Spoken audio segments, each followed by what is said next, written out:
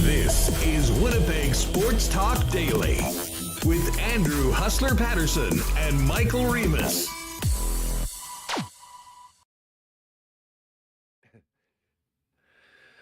What is going on, everybody? Welcome to a Friday NHL Draft edition of Winnipeg Sports Talk Daily. Andrew Hustler Paterson, Michael Remis with you. And we are busy today. Lots of reaction from last night's first round where the Jets had 2 selections, as well as the rest of the festivities today that are continuing as we speak with the final rounds in Montreal.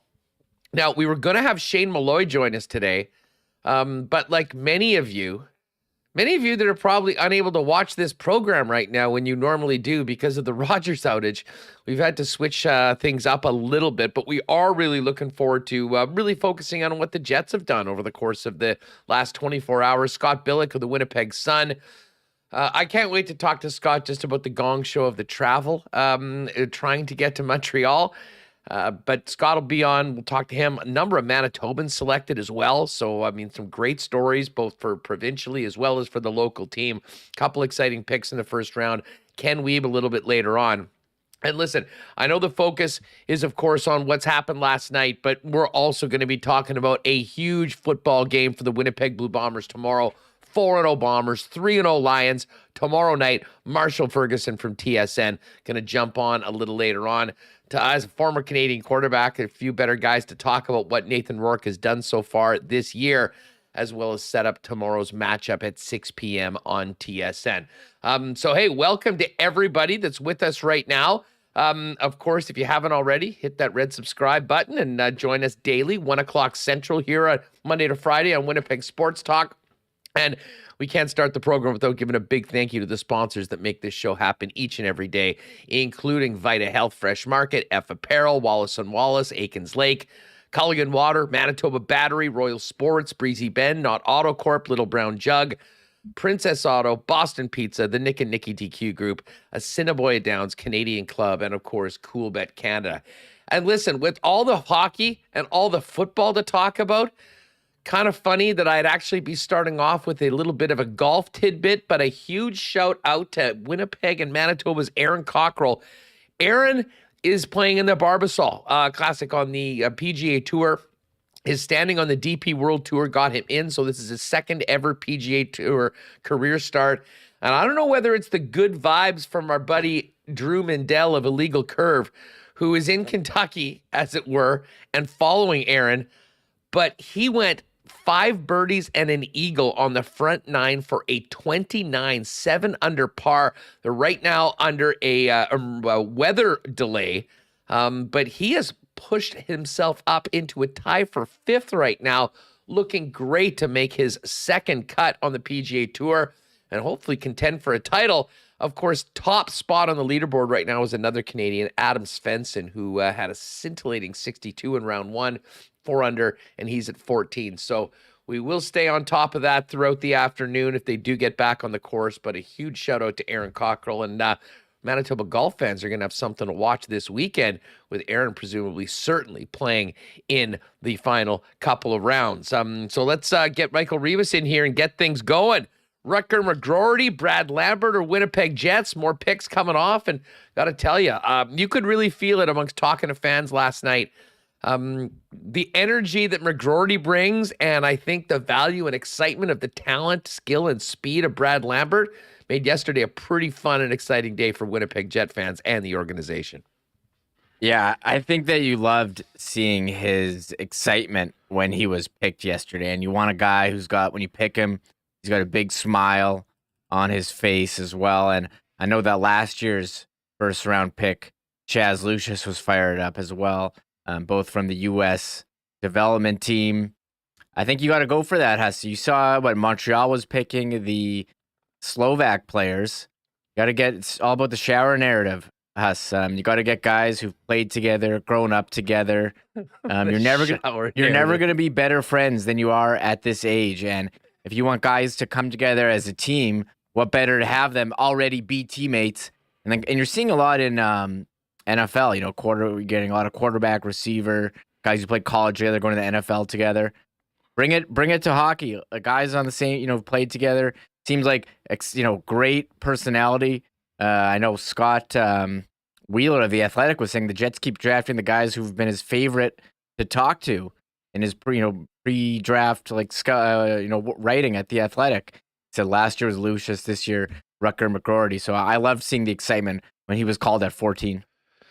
Yeah, me too. And listen, again, I always couch these comments because, for the same people that shit all over picks, saying that every pick is the best ever, I think is somewhat a fool's game.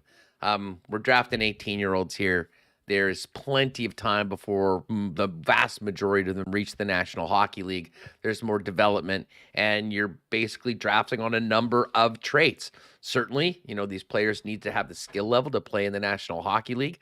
And the Jets, for their part, whether it be an Ehlers or a Kyle Connor, a Cole Perfetti, have done a pretty good job of targeting and taking advantage of the best and most highly skilled player on the board when they take it. Now, McGroarty certainly has the numbers. He scored at a very high level, was the captain of the U.S. national development team.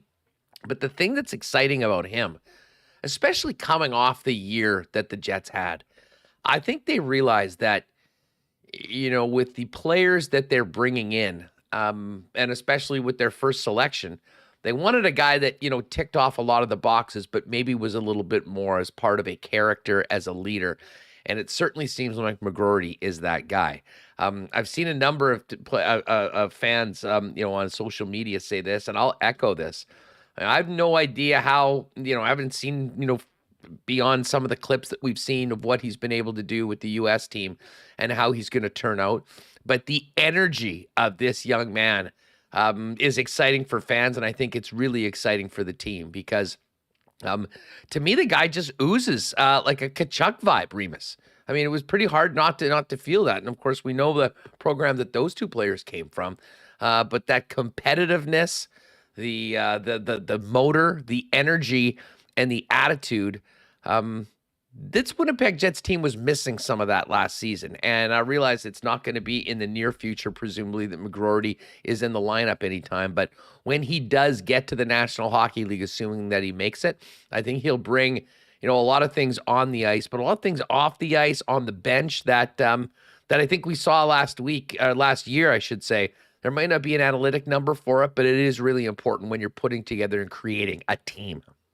Yeah, before we get with a clip of his at the press conference after being selected, I do have to mention he's off to Michigan, like other former Winnipeg Jets, Kyle Connor, Andrew Kopp, Jacob Trouba. So if you're going to Michigan, you're basically, I've seen other people on Twitter calling Michigan basically an NHL squad with all the talent that's gone through there the past couple of years. So I think we may be keeping an eye on what's going on in NCAA hockey. But here he is, Huss. Rutger McGroarty, after being selected, he was very, very fired. What was he talking on the broadcast? This was the common thing. Oh, I just blacked out when they called my name. I didn't even realize what was going on. But I was gonna fall down the stairs. Yeah, right here. I'm definitely pretty fired up. I'm excited. It's such a great organization, and I'm pumped.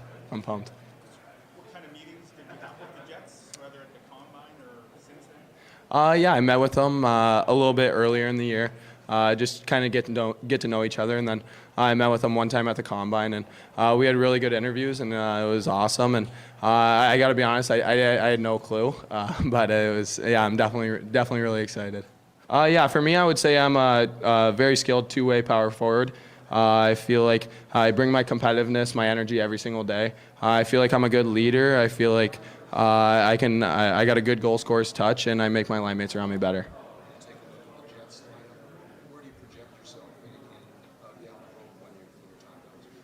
Yeah, I feel like that's what's good about me. I feel like I can play anywhere in the lineup.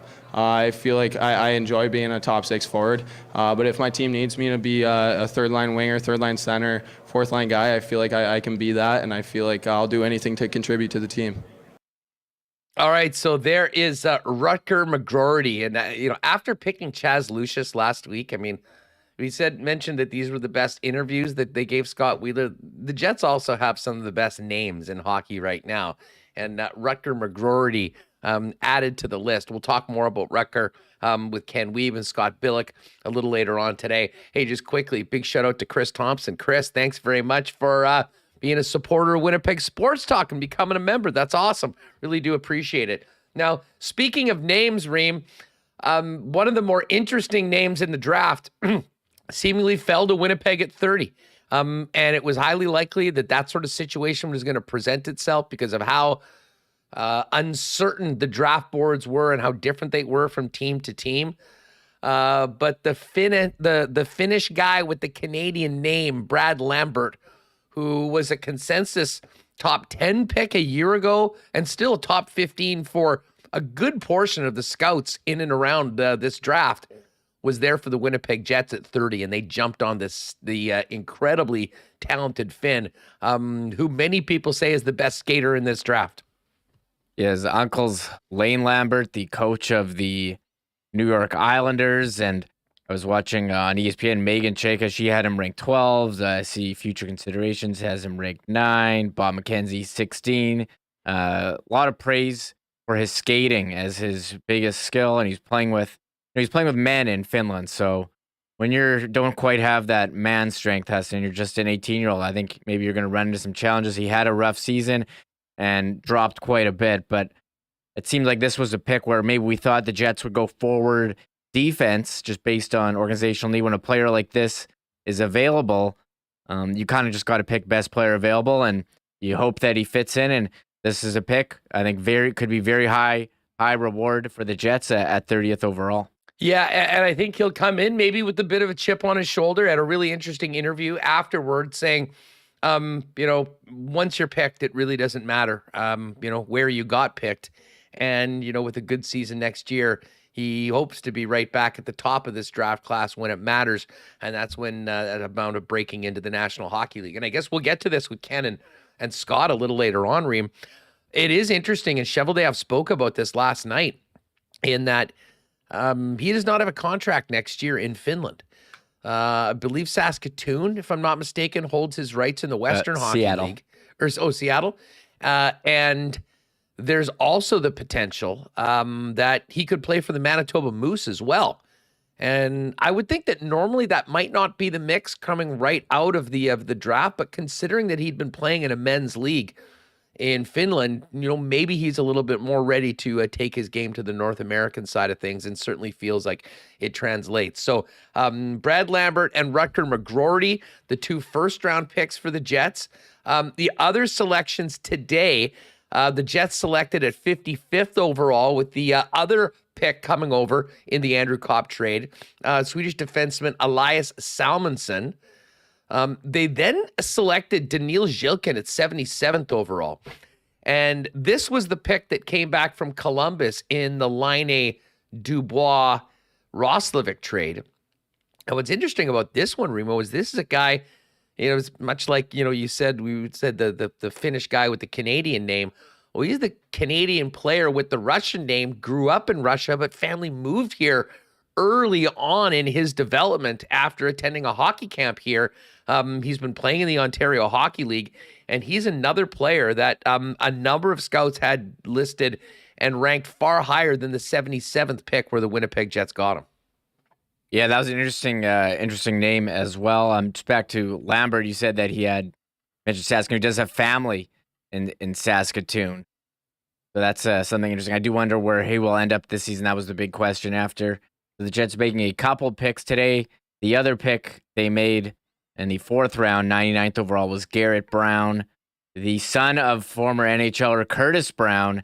My ears perked up when I saw he's from San Jose. Curtis Brown currently doing what he does, TV work with the Sharks broadcast, and he was with Sioux City of the USHL. So they did just make a 6th round pick as well.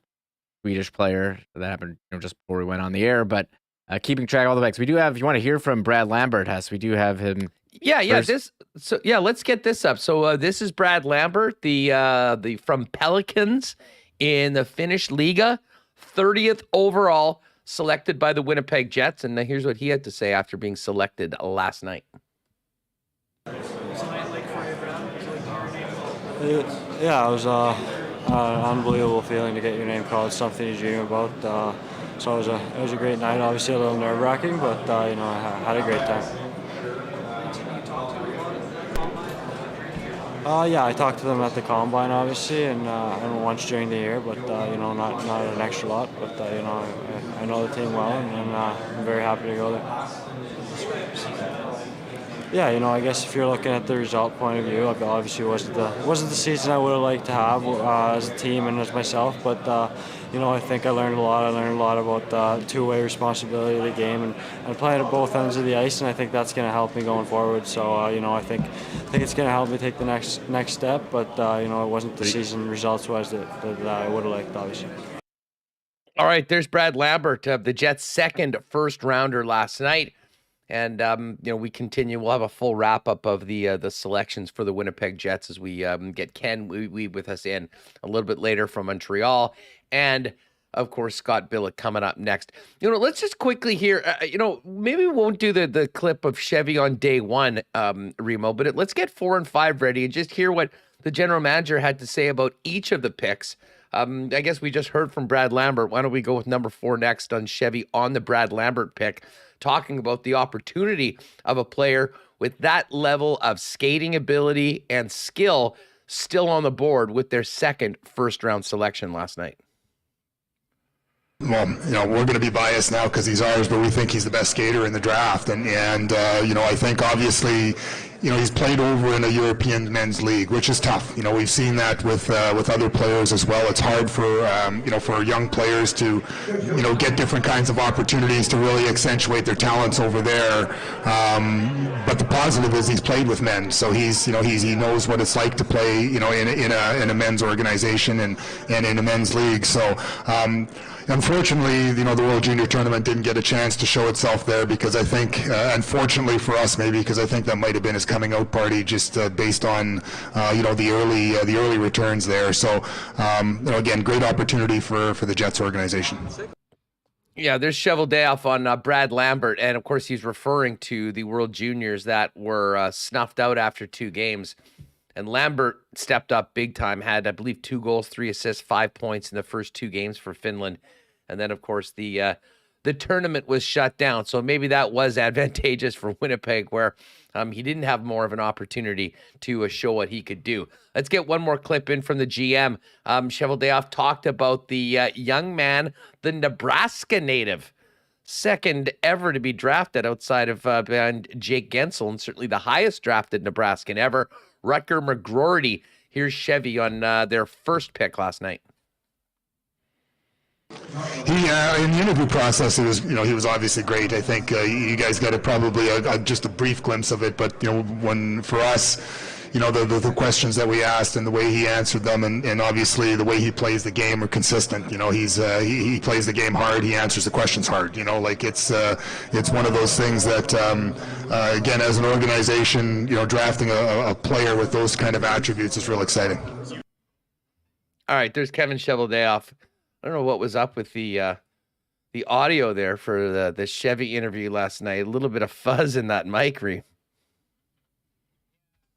It's gonna happen. Shout out to the Jets, Jets YouTube channel for posting those. But I guess maybe they had Chevy's mic tuned up a bit too hot. But still, you got the info there. I like the way Rutger McGroarty interviewed. We heard that he was fired up. He had like 100 family members there supporting him. It was a big crew. He was rolling deep. They were here. They posted one thing they posted too is they posted the pictures of them on social media. I love these like draft poses that they make them do. Like you see them all like they're like stick, yeah, they got like the stick on top of the shoulders. They got all they're pointing it at the camera. Oh yeah, here's these ones. These are pretty awesome. One stick. I'll bring it up. Oh yeah, so they got like the old the old style like hockey gear here. He's just A wood stick? Those kids have probably never picked up a wood stick in their life. you know. I was Seriously. wondering where they got those made. Like they got the old gloves here as well. But nice. Zinger grabbed those out of some old equipment room in the arena or something like that. Or you know what? Maybe they called up Greg and Gerald at Royal. There's some stuff in the back of that place that dates back a few generations of equipment. I'm sure they would have been able to help them out.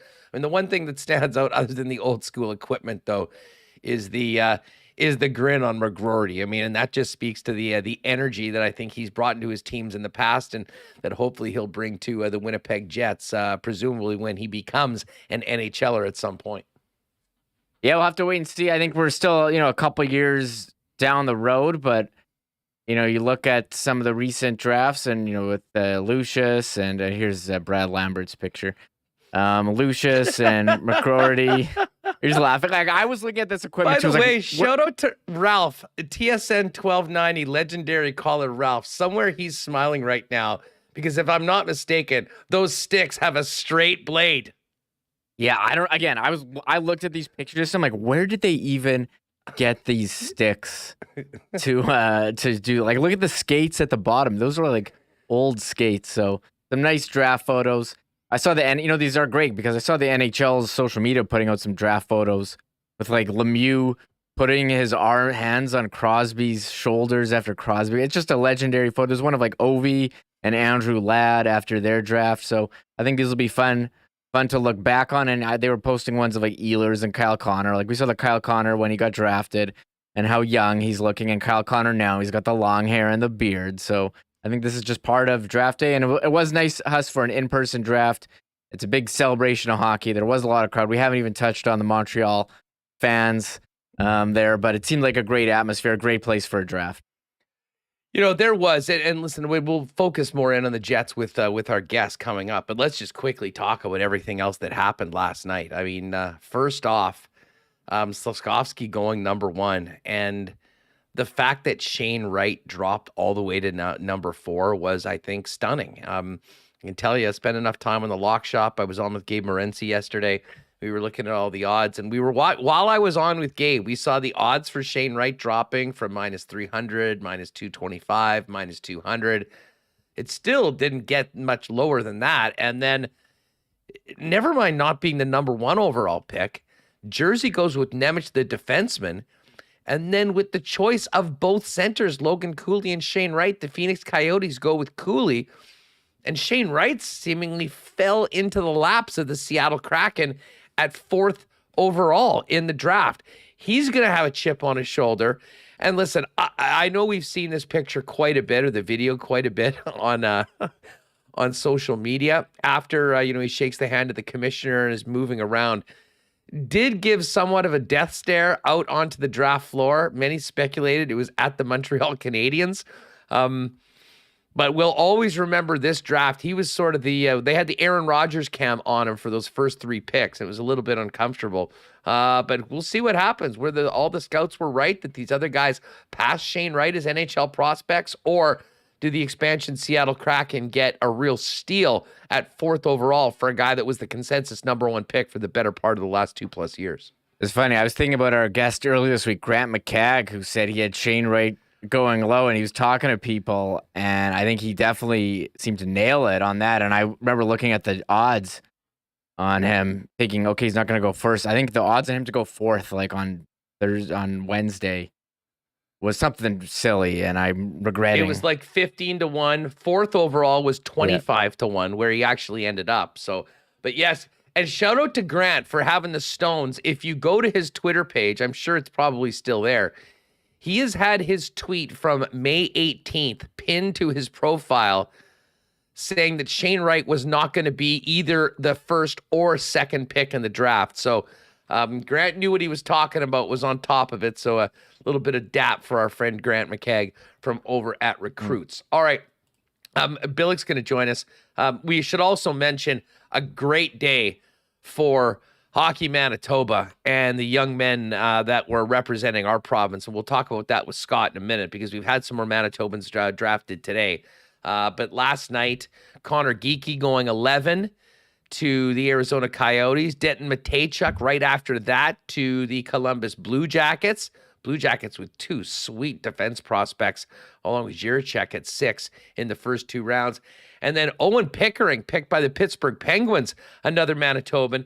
And speaking of cool draft moments, Montreal native Chris Letang, who had just signed his extension yesterday with the Penguins, called up by Ron Hextall to make the selection. And Hex said later on, wouldn't it be neat if that was a defense pairing in a couple of years? So great night for the Manitoban content and a pretty exciting night for the Winnipeg Jets. We're going to get to all that coming up with Scotty Billeck. And then Wieber's going to join us as well from Montreal a little bit later on. Just before we do that, man, there was a lot of well-dressed young men last night. And I got a feeling that certainly the kids coming from these parts were probably done up from F Apparel. We saw a number of the insides with the NHL pattern on the draft. Of course, that's one of the options you get when you're getting a custom suit from our gang over at F. But right now in the summer, they've got a great special right now. 3 shirts for $210. You can get those delivered in less than a month right now. Of course, F's got everything. Cool golf pants, chinos, shoes, accessories, and more.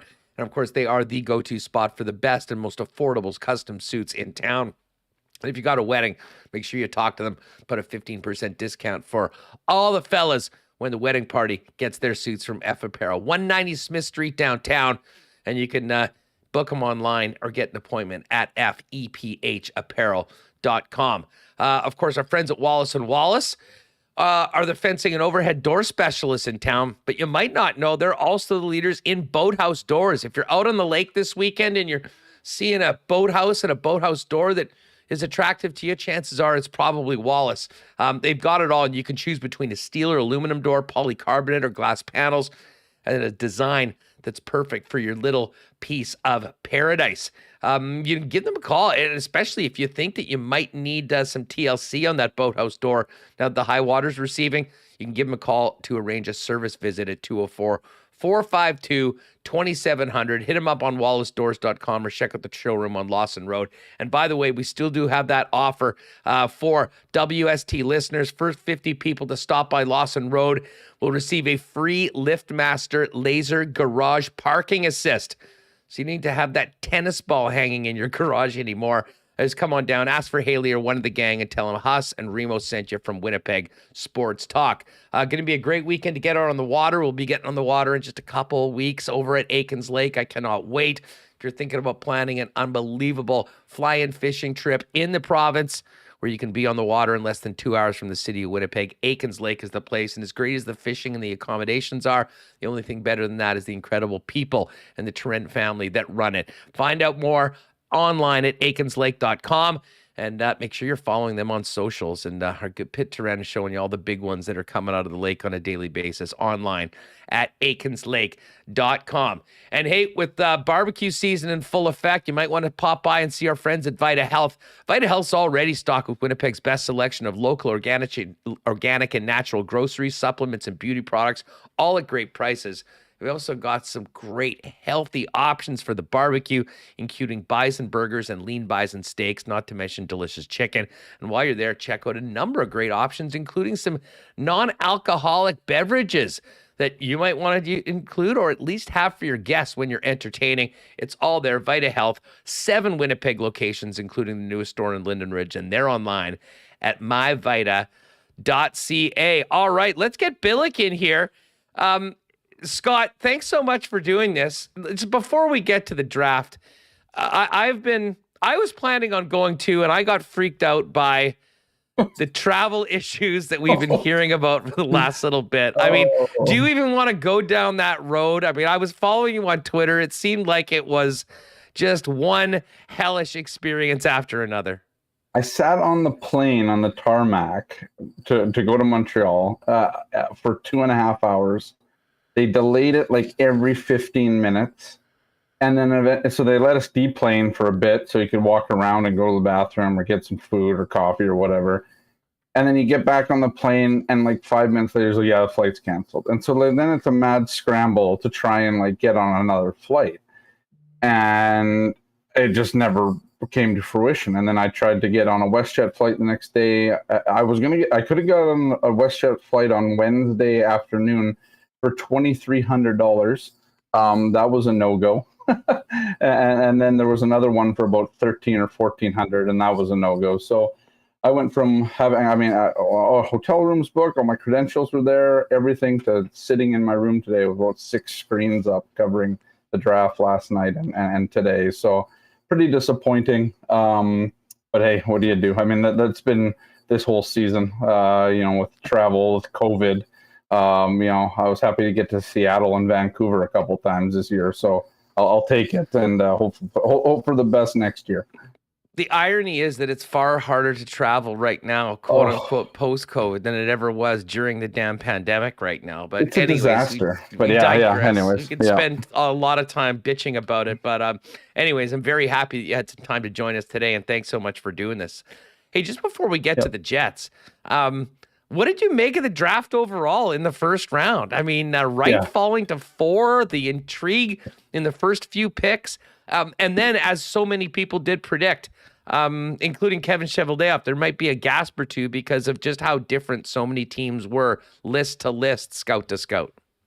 Yeah, I mean, great day for Slovakia, right? I mean, they go 1-2 in the draft, and great day for Slovakian hockey. Tough first round for the Ontario Hockey League, which made the decision a couple years ago, or last year, to cancel the season just due to COVID. Not last year, but the year before, to cancel just because of COVID. So a lot of these guys, including Shane Wright, come into the league, and essentially their rookie or their draft year is last season. And so, I think it impacted all the OHL guys in the first round that could have gone a lot higher. And then, I don't know what happened to Shane Wright. I don't know if there was a little hesitation there, or just, everybody's got a different list. Everybody's got a different need. And when, you get New Jersey, who doesn't need a defenseman, does need a defenseman and doesn't need a forward, doesn't need another center, given where they've drafted over the other years, they go off the board, or supposedly, a little bit off the board, and take a different guy. So it's so a lot of these other teams are already prepared to take another guy to kind of fill their spot. And so, Seattle arguably won the draft lottery anyways by getting Shane Wright at 4, right? And it's just the way that it goes. And great for Seattle, because they need a franchise sort of centerman. And this is where, I think Seattle gets a chance to kind of sort of reset now with taking Shane Wright. So yeah, wild first round. It went all over the place. I mean, the Jets also kind of went off the board too, right? Taking Rutger, and it's going to take a while to get the last name right. Rutger McGroarty. He's going to be like Madonna, man. We're just going to be calling him Rutger. Maybe they'll call him McGroarty, and then if he starts, if he gets the fans going and that sort of thing. So, but yeah, crazy round. I think the Jets got who they wanted, especially with Brad Lambert falling as far as he did there. Obviously, he had a tough season, which one scout called draft season jitters, from Brad Lambert there, who has the most Canadian Finnish name I've ever heard in my life. It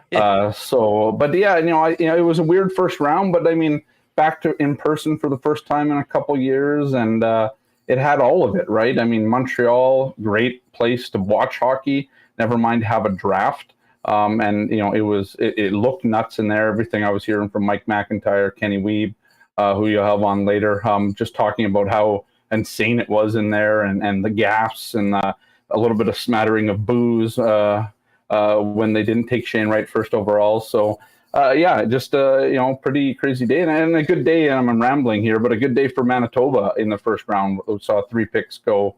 And a good day for the Winnipeg Ice, who had a couple of players go in the first round as well. Yeah, just on that note, I mentioned the 3 Manitobans that went in the first round.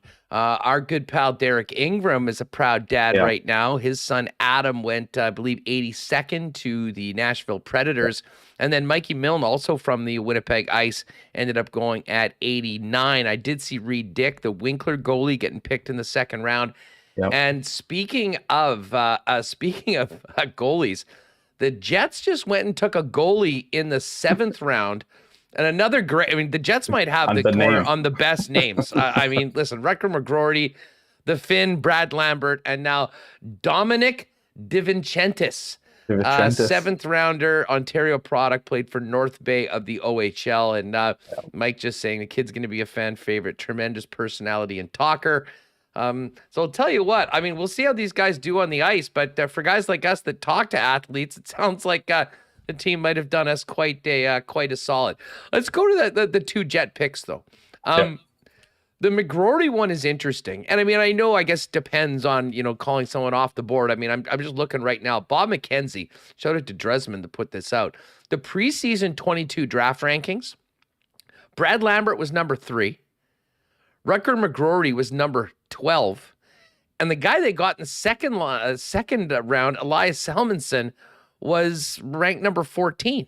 Yeah. So, I mean, again, things change quite a bit, but there was a reason why these players were ranked as highly as they were. The thing that stands out about McGroarty, and it was quite clear, I mean, the one thing that he needs to work on is his skating. And he now is a skating coach for the first time, and it's the legendary Barb Underhill. Not a bad place to go if you need to get the skating together. But it really does sound like everything else is at a real high level. Certainly the skill, his shot, what he was able to do.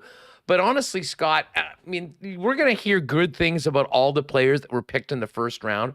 The thing that just stood out to me was the energy of this young man. And I'm not saying that they picked him because of what happened last year, but I'll say this, that sort of enthusiasm, energy, compete was lacking at times for the Winnipeg Jets last year. And all teams would love to have players like that in their lineup. But I think it's even more exciting, I think, for Jet fans to see the energy that he will be bringing to development camp and to training camp when he gets here.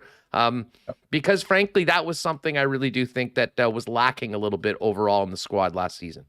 Yeah, I mean, just a character guy, and that, like, we say character guys, and it's not like that's his best skill. I mean, this guy's an elite playmaker and goal scorer, based on a bunch of the scouts that we've talked to, and even just some of what the pundits were saying last night. His skating obviously is an issue, but the thing about him and Kevin Cheveldayoff is that, Rutger didn't take time off. He went and worked with Barb Underhill, who's a world champion figure skater pair, back, I think it was back in the 80s now. But to work on his skating, it wasn't like, I'm going to take some time off and do whatever. No, this guy was committed to going and getting better at what he wasn't as at his best at. And so, that's the sort of players, and you spoke about last year and it being very difficult, right? I think, the Jets went back this year to, and I don't want to say the Canadian or the character guys, because it's not like they haven't gotten character guys in the past, but it almost seemed like there was an emphasis on it. I mean, even listening to some of the guys that they talked to today, Danil, the Russian who basically says, I'm a full-time Canadian. Listen to him, Brad Lambert, very fluent in English, has Canadian roots here too. Just a lot of guys that seem, really willing to do what they need to do to make it in this next step. And the Jets have had some players that have kind of maybe fallen through the cracks there, or maybe just, the Sammy Nikus or the Nick Batans, or the ones that just didn't really pan out, and possibly because of, just attitude issues and that sort of thing. So, I think there was a emphasis this year on getting guys that are well established as hockey players, of course, but also well established as humans, and just refilling kind of the cupboards when it comes to that. So I do agree with you on that, and I think it's good. And I think what the Jets are getting with Rutger is it's not just this guy who's has all those intangibles as Kevin Cheveldayoff put it last night. But there's a lot and a high ceiling of skill there. I mean, I was reading the Hockey News, their draft thing, and they project him at the high end as being Mark Stone. Well, who doesn't want that on their hockey team? So, I think the Jets did well yesterday. Maybe, and it's been difficult, right? I mean, COVID threw a wrench in a lot of different things, and you don't know exactly where guys are. But the Jets have done really well in the draft in recent years, and throughout Kevin Cheveldayoff's reign on finding guys, good players in the first round, of course, especially out of the U.S. national program with the Trubas and the Kyle Connors and all that. and then finding guys in the later rounds that have really panned out for them. Connor Hellebuck and other players like that. So we'll see. I mean, that's the thing with the draft is it's the first step, and you never know how it's really going to go until you get in here. But I think the Jets had a pretty good first round, and I think even in the later rounds here found some guys who were high on lists who maybe had a tough end to their year. Their respective seasons, but still have high ceilings when it comes to the NHL and where they can finally or eventually fit in. Yeah, we'll be doing all our reaction today to the draft, but I can tell you, WST listeners and viewers, make sure to join us on Monday's program because Shane Malloy will come and he'll bring his scouting hat to throw on and sort of recap what the Jets did, give us his thoughts on their picks, as well as maybe the winners and losers of the draft overall. Outside of the players that were picked, there was some pretty interesting movement. What the hell are we going to see when the Chicago Blackhawks come to town this year, Scott? I don't know, a bunch of pylons on the ice and then one of those like the Rockford Ice Hogs, Seth Jones and the Rockford Ice Hogs. Yeah, and you'll have one of those like goalie trainers in net, so the Jets will have to pick the corners or whatever. But I don't know. I mean, I have no idea. I mean, I feel like they've given up on Kirby Dack a little too early. Here's the thing: you're giving up on your top draft picks, in a rebuild, and you're also giving up on a bona fide star in Alex DeBrincat. And I don't get it. I mean, the guys in Chicago don't get it. I was reading Mark Lazarus from The Athletic, his column about it, and they don't seem to understand what's going on. And then you got, what do you do if you're like Jonathan Taves or Patrick Kane right now, where you just see all this talent kind of walking out the door? And the other thing, though, is like, how good is I think Ottawa? Where is Ottawa going to be? I mean, that's my thing. They get to DeBrincat. Maybe they sign him. Maybe they don't. I mean, I imagine they have some idea or some inkling about possibly signing him. I thought Ottawa's been just tremendous. That trade. Just to talk quickly about that trade for a minute. Yeah, they trade him for the 7th overall pick, a second rounder, and I think a later third. Yeah. Originally, Chicago was floating out that they were looking at 3 first-round picks and a prospect. Now, they obviously didn't get that, but it was also quite clear that they really wanted Kevin Korchinski, who they picked at 7th overall, and they were willing to move on from it. But the return for that, like, what are the chances that any of those players that they pick, including Korchinski, is anywhere close to what DeBrincat's been? And from Pierre Dorion's perspective, I mean, to make that sort of a risk, but to get DeBrincat coming in, guaranteed under team control for 2 more years. I mean, they'll have him to come in, play with Tkachuk and Stützle, start something hopefully kind of young and exciting there and want to be there.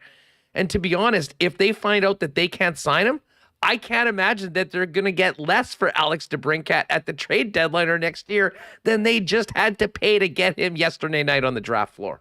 Yeah, I mean, it was a shrewd move by Pierre Dorion, who's taken a lot of flack, and I've ripped on him before too for some of the moves he's made, but he's really come around now with this kind of rebuild and getting players, and they might even add Claude Giroux, who knows, still here, who could really help, solidify potentially getting Alex DeBrincat to re-sign there when you start seeing some of those guys coming in. And just with Thomas Chabot and all the guys that they have there, I think there's a good chance of that team really competing in a few years, not even a few years, maybe even just like next year, even being a playoff bubble team potentially, and then moving on from there with some of the guys that they have now. They got to figure out their goaltending situation. But I think it's going well there, and that's the thing, right? Like, just like you said, like DeBrincat's going to bring in just as much if they have to move him at the deadline, and possibly more, because it seems like DeBrincat just keeps getting better and better. And who's not going to want DeBrincat on a decent contract with very little to pay at the end of it? Given how it gets prorated when you go to the trade deadline, there's potential for that too. So. I see it as a chance for Ottawa to try and convince a guy of DeBrincat's caliber to stay there, to build with that team and possibly win a Stanley Cup as they keep building. And I think it says a lot too in that organization for guys like Brady Tkachuk and the Stützles, that they're starting to build something there. And for those guys who are going to be there for a while, they're going to have to sign Stützle long term eventually. You want to see that your team is doing something to, keep you there, right? I mean, I think there's a lot of Winnipeg Jets fans who would like to see that kind of, that sort of prowess, I suppose, here, to try and get guys like Pierre-Luc Dubois to stay and that sort of thing. So obviously different situations, but yeah, I like what Ottawa's doing. I think they've done well over the last couple of years. By the way, this week has been unbelievable here on WST. Huge numbers, folks. If you haven't already, hit that red subscribe button. We're here Monday to Friday at 1 p.m. Central. You can turn your notifications on for any other WST drops as well. And by the way, everyone, if you could, we had so many people in here. Hit that thumbs up. Let's get this over 200. Help us spread the channel as well. Scott Billeck of the Winnipeg Suns with us. We've been talking a little bit about what the Jets did last night, as well as other topics coming out of, in particular, round one. Scott, we spend so much time talking about cap space. Interested in your perspective on a couple deals that were made. The Toronto Maple Leafs getting a mulligan, if you will, on Peter Mrazek for moving from 25 to 38 on the draft floor.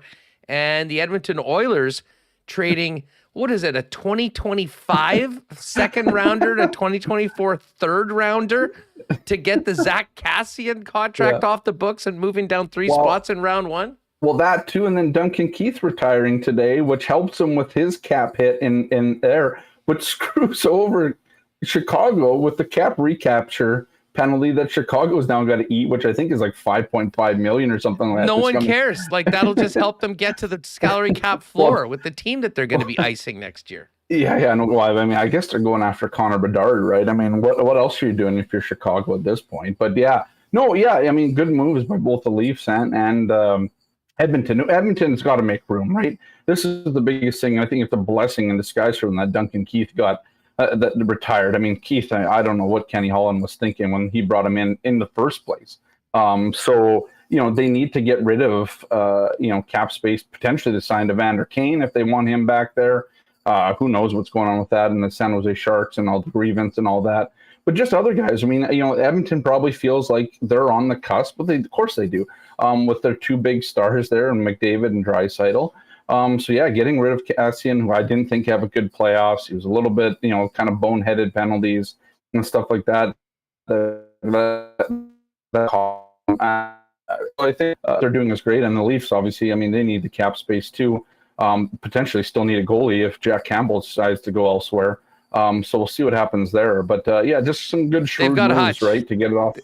Well, see how that goes. I think that is the current depth chart for the Toronto Maple Leafs. That's a tough place to be when you have that much. It's sort of Edmonton-like, right, where you need a goalie to put you over the top at this point, and they don't have a lot of cap space to do it, nor are there a lot of goalies really out there that you can get. Well, especially now after two trades in the past 24 hours. Right. First of all, I thought it was larceny that Joe Sakic was able to get Georgiev for 2/3 and a fifth. Yeah. Considering a little risky, though, in my opinion. I mean, just knowing how Georgiev played in New York, but I agree with you. But is it risky if you're just giving away 2/3 and a fifth? Right. It's a well-calculated risk, and I don't think they don't lose much, right? If you're going for this kind of dynasty thing that we're talking about with potentially with Cale Makar and the Avs. Yes, you're right. Yeah. Yeah, and again, you see what the trade market is like next year at the deadline if they do need a goaltender. And it certainly does sound like Darcy Kemper is going to be heading onto the open market with the Stanley Cup ring. Although, if you sort of look at the numbers, certainly through the playoffs, he was historically mediocre for a team that actually won the cup, and I think mediocre even might be a little bit charitable. But Ville Husso's off the market. He was another guy that many people thought was going to be a target of teams like the Edmonton Oilers, and Detroit got him for a third-round pick and signed him to a 3-year extension at just under $5 million. So that goaltending market has shrunk considerably when it came to players that thought would be available, whether as RFAs or UFAs. Yeah. And there's still huge question marks in Edmonton, in Toronto, and a number of other spots around the league. Yeah, and don't forget Marc-Andre Fleury signed an extension in Minnesota there, so he's off the market too. Yeah, I don't know where it's going to happen now for a couple of these teams, right? I mean, if Mike Smith wants to come back, I can't remember if Mike Smith said he was coming back or not yet, so I'm not entirely sure there what's on that. And I don't think they're bringing back Mikko Koskinen in Edmonton either. And so, you're kind of down to Stuart Skinner there, if that's the case, and that's not where you want to be. And obviously, you talk Michael Hutchinson in Toronto, that's not where you want to be. Potentially, they're going to have to pay for Jack Campbell. I know Jack Campbell said he wants to be in Toronto or that, but guys only want to be in places if they're getting paid, but they should be getting paid too for the most part. So, it's going to be interesting. Good for the Jets. They still got Connor Hellebuck under contract, and speaking of the Jets, let me ask you this. Yeah. Which is hilarious considering how many of you in the chat right now said that Eric Comrie couldn't win a damn game in the National Hockey League. But do you think the Jets are somewhat worried that there might be a little bit more money out there for Eric and a better opportunity to maybe play a little bit more than the spot here in Winnipeg behind a horse like Hellebuck? Yeah, I think so. I wonder what Eric sort of thinks too about, how last season went. And if the Jets are like, okay, we're going to give you some more starts this year based on, kind of the workload that Hellebuck had. It was obviously a strange season last year, especially with a couple weeks off because of COVID and all of that, which kind of threw a wrench into it. And the Jets are really in the mix at the end, trying to fight for a playoff spot, which eventually didn't come to fruition, of course. Yeah, I don't know. I mean, it's a good question. I mean, this is kind of the Laurent Brossoit thing where, you have a couple of good seasons. I mean, Comrie's only had one really, but he opened some eyes this year, obviously. And so there could be more money out there for him. I'm always interested with Eric Comrie. He has more money than he knows what to do with just because his dad and all that sort of stuff. He just loves playing hockey. And I think, if there's one guy that's going to take that sort of, I don't know, what do you want to call it, a hometown discount, whatever it is, not a hometown, but he's been with the Jets so long. I think Eric Comrie feels very comfortable in this organization, and I think he would be willing to take a little less to stay here. Just what he's been through the last couple of years. I don't think it's a money thing. But and by the way, I think it is an opportunity thing, like you're talking about, right? Yeah, like, I mean, if there's a spot where there's far less established goaltender on a team that said, hey, you're going to come in and you're going to be part of this tandem, and if you play better, you'll be the guy that'll be going out there more often than not. At this point in his career, how does he say no to that, I guess is the question. Yeah, and Edmonton would be considered his hometown, I suppose, right? So would you want to go there and play for the Oilers? And have that chance. I'm interested. I don't know. I don't have an actual value or what teams think of Eric Comrie though going forward, having let's say a split share thing. I don't have a sense of what that is because Eric Comrie played well, but you look at Eric Comrie and you'd say he's an undersized goalie for what a lot of teams want. Connor Hellebuck's size is the size that you want. You look at goalies; they're massive these days. And that sort of thing. Comrie's not, but Comrie was calm and poised last year, really took advantage of his opportunity. When a lot of people thought he didn't. I wrote in my preseason thing that Eric Comrie would be, basically sent on waivers by American Thanksgiving. And man, I was wrong. Don't worry, that terrible take was shared by 80% of the chat at the beginning of the season. Right? So, that's the thing. Like Eric Comrie surprised. And I'm interested to see, all he had to do was play good to look really good on this Jets team this past year, and he did. I'm interested to see what he looks like on a better Jets team. I don't think he gets worse, of course, but if the Jets are better defensively, I think the whole team is better. So what does that look like? I mean, I think that's good for a team like Edmonton or even a team like Toronto, but I just think those teams are looking for that bona fide starter. But that's the thing. Like Colorado got it done with Pavel Francouz, who is, his head barely touches the crossbar, and Darcy Kemper too. So it's interesting. You don't really always need that guy anymore. You look at Boston with Swayman and Ullmark. Those guys. It's always kind of been a timeshare in Boston. Even when Rask was there, there was, they managed his workload. But then you got the Vasilevskis in Tampa, who won back-to-back Stanley Cups. So. I don't know. Like that's the thing with goaltending now. There seems to be this like kind of split on, do you go with the tandem? Do you go with the number one? How much do you play the number one? And really, I mean, how good does that tandem one be supposedly or potentially have to be? And I just don't know. Like I said, I don't have a good sense on what teams think of where Eric Comrie is. I know where the Jets think he is, and I think the Jets would love to keep him on a pretty, inexpensive deal just because of cap concerns. I don't know how much risk other teams are willing to put into a guy like that when potentially they could try and swing a trade for maybe more of a number one goalie that would maybe play, kind of 50 games and have the backup play another 30 or so.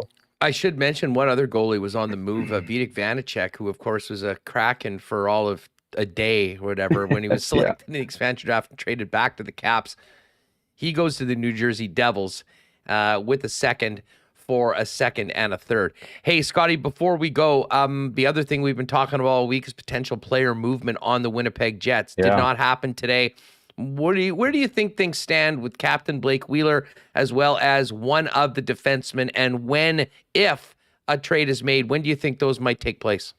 Yeah, the Wheeler one could take a bit. It could be short. It just depends on the circumstances. That's a hard contract to move, and there's a lot of moving parts there, including Wheeler's no movement clause. Where does he want to go? He has said that he would, potentially look at other teams. But then you got to find the right fit. How much cap space do the Jets have? Do they want to take the full 50% back that they could take, or do they want to get rid of more? Who are they willing to give up to sweeten the pot if they have to get rid of the full contract? And then on the Pierre-Luc Dubois front, on the Brendan Dillon front potentially, I think it's just the right deal. It obviously didn't come to fruition here at the draft, but I think in the next week you could see that might hit, might pick up because the Jets will want to know that cap certainty. That's the one thing that Kevin Cheveldaev is really about, is cap certainty, knowing what he has to work with, especially going into next Wednesday and free agent frenzy. So I would imagine if they're going to move a Dillon there, I think that happens before next Wednesday. The Wheeler thing might take a little longer just because of how difficult and unique that kind of situation is, trying to move out such a large contract with the parameters that are kind of involved in it. Yeah, I'm with you. I mean, and I think your point of next Wednesday is astute. We just have to think back to last season. I mean, going into free agency, the Nate Schmidt and the Brendan Dillon deals were done heading into that post-draft. And I'll tell you what, if there was ever a time to try to move one of those players, this year might be a good one because the UFA defenseman market is not particularly strong at all. And certainly there's a lot of teams that have the cap room right now to add a player or two and will be looking for established NHL defensemen. Hey, just on the way out, what do you think of tomorrow night's game, Bombers-Lions? We're going to be talking about a battle of the undefeateds next week with Bombers in Calgary, or can the BC Lions slay the Dragon? Yeah, and so that's the thing, we don't know. It's such an intriguing game, right? Because BC has been so dominant, right? I was looking at the CFL pundit picks this week, and I think only one person picked the Bombers. And the Bombers haven't really shown that dominant side of themselves yet. Dealing with some injuries. Exactly. And BC has, but who has BC done it against? These teams have really picked on the Eastern Conference teams, the East Division teams, and the West Division teams haven't really locked horns at all yet. And so that's what we're going to see. I mean, I'm in Calgary for the game, the Bombers and the Stampeders at the end of the month. That is, again, those are going to be the games that are really interesting. But I think BC kind of has the slight edge. And I say that because what we've seen, how dominant that offense has been with Nathan Rourke, the Canadian QB. I'm really interested. I think the Bombers can do it, though. I think the Bombers have the defense, and they're still waiting for that breakout game offensively where Brady Oliveira really gets it going on the ground, and Zach Claros is tossing up 2 or 3 touchdowns instead of just one, and they're getting that 300-yard game and the 100-yard game on the ground. The Bombers haven't put that together, but let's say they won last week by the skin of their teeth. But the defense, came through, and obviously they missed a field goal at the end to lose the early extra point there, I believe. But yeah, I'm really intrigued. That's probably the most exciting CFL matchup to watch this season and in a little while because of how dominant the Bombers were last year. This year, it's really like, who is the actual best team in the CFL? And I think you're going to find out in the next couple of weeks here with the games against BC and Calgary to see kind of determines who's the best team in the CFL and obviously in the West Division. 6 p.m. Saturday night, a little prime time across the country. I can't wait for it as well. Yeah. Scotty, thanks so much for doing this. Hey, good news about this whole thing. You don't have to get on a plane and fly back from Montreal. Yeah, I love flying. But yeah, no, you're good. Yeah, you're right. I got to do it. You have way more screens to deal with. You don't just have your one laptop. I had like 3 screens going here. So it was a lot easier to kind of just like, work. My productivity was much better than it would have been at the draft, just given and all the late nights and all the other stuff that goes along with being out there. Yeah, all the fun. Exactly. Yeah. Hey, man, appreciate you. Thanks so much for doing this and have a great weekend. Yeah, anytime, House. Appreciate it. Good stuff. There's our guy, Scott Billeck, Winnipeg Sun. You can check out, he did some great stuff from yesterday, of course, and coming out of today's round 2 through 7. We're going to go to Montreal with Wiebe coming up in just a couple minutes. Hey, our gang at the Manitoba Battery continues to be the spot where you'll save time and money on the best prices on batteries in town. They're the home of the $99 deep cycle battery, and you won't find anyone in town that can compete with that price. Whether it's for your camper, your boat, or anything else, you'll get the best price and the best service from the guys and gals down at Manitoba Battery. And not only you're getting the best deal, but you're going to save yourself time because they're going to bring the battery to your door at no extra cost when you live inside the perimeter and slightly outside the perimeter for a small fee as well. Forget the big box stores when it comes to batteries. Shop local, get a better price, and enjoy the convenience and service that Manitoba Battery has to offer. Learn more at manitobabattery.com or go visit the team in the coolest JetBlue building in Winnipeg at 1026 Logan Avenue. Open 8 a.m. to 6 p.m. daily. Of course, our friends at Culligan Water have been the leaders in the water game in Winnipeg and Manitoba for over 65 years. They're locally owned, and they really have everything that you need. Water softeners, filters, bottled water coolers, drinking water systems, citywide water delivery services, and commercial and industrial water products and solutions. Whether it's for the home, the cottage, or the office, Culligan Water has you covered. Hit them up at 1200 Sargent Avenue, 694-5180, and online at drinkculligan.com. We mentioned and showed yesterday on the program that Royal Sports has all the brand new NHL draft hats. If you thought the young men getting called up onto the podium last night looked good, you can grab that look as well. Available right now for all 32 teams at Royal Sports. Just another reason why Royal Sports has been the number one spot for sports fans for over 35 years. And in addition to all the great merchandise for your favorite teams and leagues, they've got a massive soccer section, softball, baseball, fitness, bikes, not to mention tennis and cool summer activities like disc golf as well. Pop on down and see them at 750 Pembina Highway. And on Instagram at Royal Sports Pembina, make a point of giving them a follow and checking them out. And hey, as we mentioned, Aaron Cockrell, what a round 29 on the front 9 today at the Barbasol Championship. He's tied for 5th right now. We'll be paying very close attention to Aaron, as well as Canadian Adam Svensson, who's at the top of the leaderboard throughout the weekend. And when we talk golf, we do it for our friends at Breezy Bend. Shout out to everyone that participated in the women's and men's mid-ams out at Granite Hills, which is finishing up today.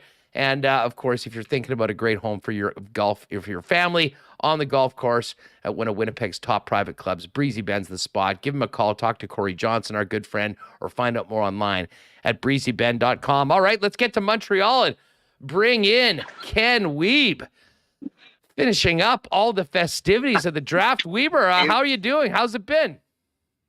Hustle's beautiful. Yeah, everything is good here. How are you? Well, I'm fine. I guess everything's sort of slowing down. It's been a real exciting thing. First of all, how impacted were you and all of your colleagues by the Rogers outage today? Well, no phone calls going out, which is a little bit frustrating, but we're doing our best here. The texting is working. And I do have to say it was a bit of a struggle with the internet in the building this last few days. I could not get online until the building emptied. Yes, it was a bit of a struggle, but we did our best. Yes, you did. Listen, hey, before we get to the Jets, what did you make of, and fill us in on being in the building, what it was like when Slafkovsky went off the board first and Shane Wright dropped all the way to 4th to the Seattle Kraken. It seemed like we knew it was going to be unpredictable, and it certainly came through like that. It did. First of all, the vibe was unbelievable us in the building. It had a little bit of WWE feel, I think, which I know you appreciate. There was a little bit of warming towards Slafkovsky, I don't think people were super pumped right out of the gate, but they started to get fired up. There were a couple of boos, but the cheering overwhelmed it. And then what happened later on, Slavkovsky went up to the TSN podium. People went absolutely nuts. They were singing "Ole, Ole, Ole" again. It just was fantastic.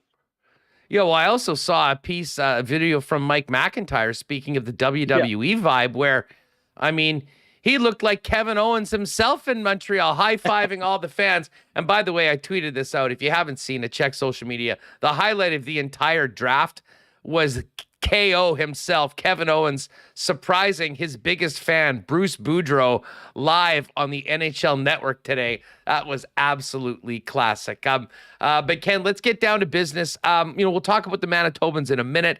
Rutger McGroarty, 14th overall, and then the most Canadian-sounding Finn of all time, Brad Lambert, at the 30th selection. Both of these guys came into the year as top prospects. McGroarty sort of stayed in that middle tier of the first round, and Lambert somehow fell to the Jets at 30. I mean, what was the reaction around with the colleagues on those two picks for Winnipeg, and what do you think when you got the chance to talk to them and hear from Kevin Cheveldayoff? Yeah, super interesting on a lot of front. McGroarty is super interesting, Huss. I mean, really high energy guy in terms of how he handled himself with the media. Interesting player. Really offensive, scored more than 50 goals last year, even though he's known as a two-way player and a physical guy. Love the way he conducts himself. And here's the other thing, Huss. He knows he has he needs to improve his skating game, and he knows it, and he's working with Barb Underhill. So to me, that's good self-awareness. But great attitude. He's a leader, and he's a guy the Jets are going to be able to lean on once he comes out of the University of Michigan. We know the Jets have had good success with that program. In terms of Lambert, loved the way he attacked the fact he was a guy who dropped. He said, just as quickly as I fell this year, I'm going to be back on the rise. So I love the confidence and the exuberance. He's confident in his game. He knows his skating is among the best in this draft class. He's probably going to play for the Seattle Thunderbirds of the Western Hockey League next season after a tough year over in Liga.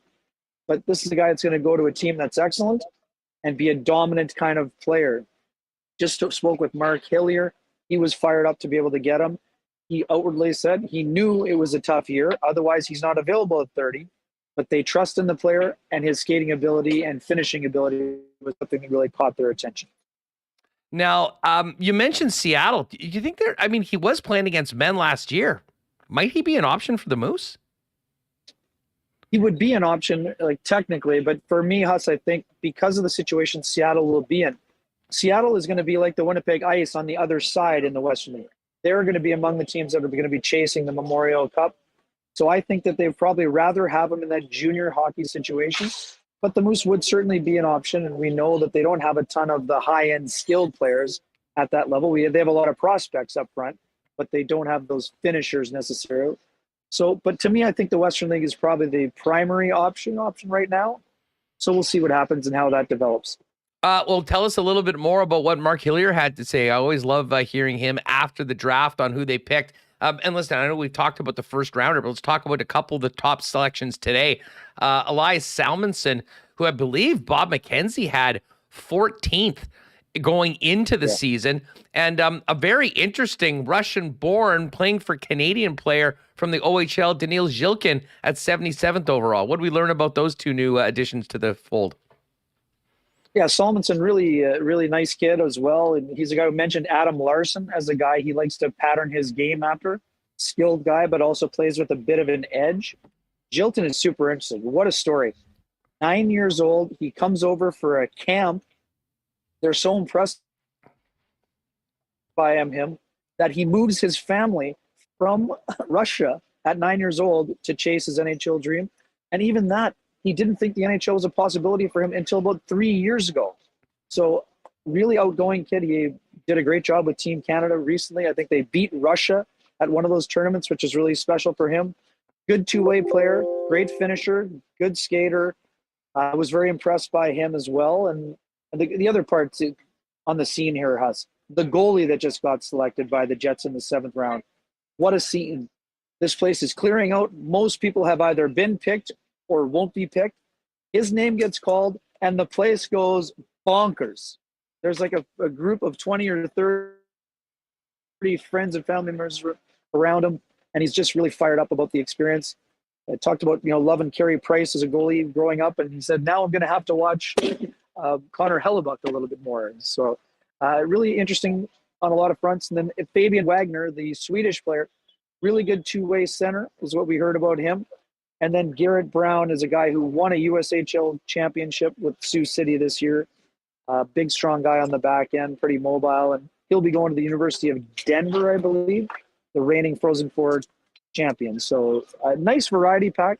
We knew the Jets were looking to replenish, and Mark Hillier was thrilled by the fact they had 7 picks, and they were able to get something at every position, a little bit of variety. The one thing that Hillier said about McGroarty, he's the kind of player they don't have a lot of, the power forward. We're used to the Jets taking these fast and skilled guys in the first round. Here's a guy that has the offensive ability, but also a two-way game and like that true bona fide power forward element that the Jets don't have a ton of in their organization. Well, and I mean, listen, we all know what was the feeling around this team last year. The energy that he brought to the podium, to the draft, and seemingly to the team. I mean, it feels infectious. And I've seen a lot of people, and again, no one knows anything about these players. Let's face it, the vast majority, unless you're a scout, you don't know. But I will say this, that is something that absolutely was lacking with the Winnipeg Jets last year. And whenever he presumably becomes a Winnipeg Jet, any team would love to have that sort of a player and that sort of energy. And you hope that it is infectious for the other guys in the locker room. Yeah, and there's a leadership element component to that too, Huss, right? He was the captain of the under-18 team for Team USA, and that's not a surprise or not an accident. We know this has been something looked at in the floor before with Adam Lowry, with Andrew Kopp, Jacob Trouba, guys like that. So, but I'm with you. The high energy is really impressive to watch, and I think it's important. As you mentioned, we've talked about this a lot. They have a lot of positive guys, but they had this dark cloud the last couple of years. So I think it's important that they draft guys that are excited. And, they've had guys that have had the departure from the organization, even though they also have had guys to commit long-term. So I think it's a good variety pack that they filled in here. Well, speaking of departures from the organization, the blue line still stands as it is, and Blake Wheeler's still on the squad and the current captain. What can you tell us about, did the Jets get close to making any deals? Where are discussions, and what do you expect to have happen over the course of these next few days heading into Wednesday's free agency? Yeah, has to be honest, it's been a little quiet here on those fronts. I mean, obviously we were expecting maybe Brennan Dillon would be a guy who would be on the move. I thought the Edmonton Oilers might be a team that would be kicking the tires around him, but now with the news about Duncan Keith moving on, I don't know if it's going to happen, but we'll see. And I also wondered about Jesse Puljujarvi being a guy the Jets might kick the tires on, because we know they were interested in him the year that they took Patrick Laine at 2, and maybe that would be something that could still develop later on, but it seems like it's been a little bit quiet.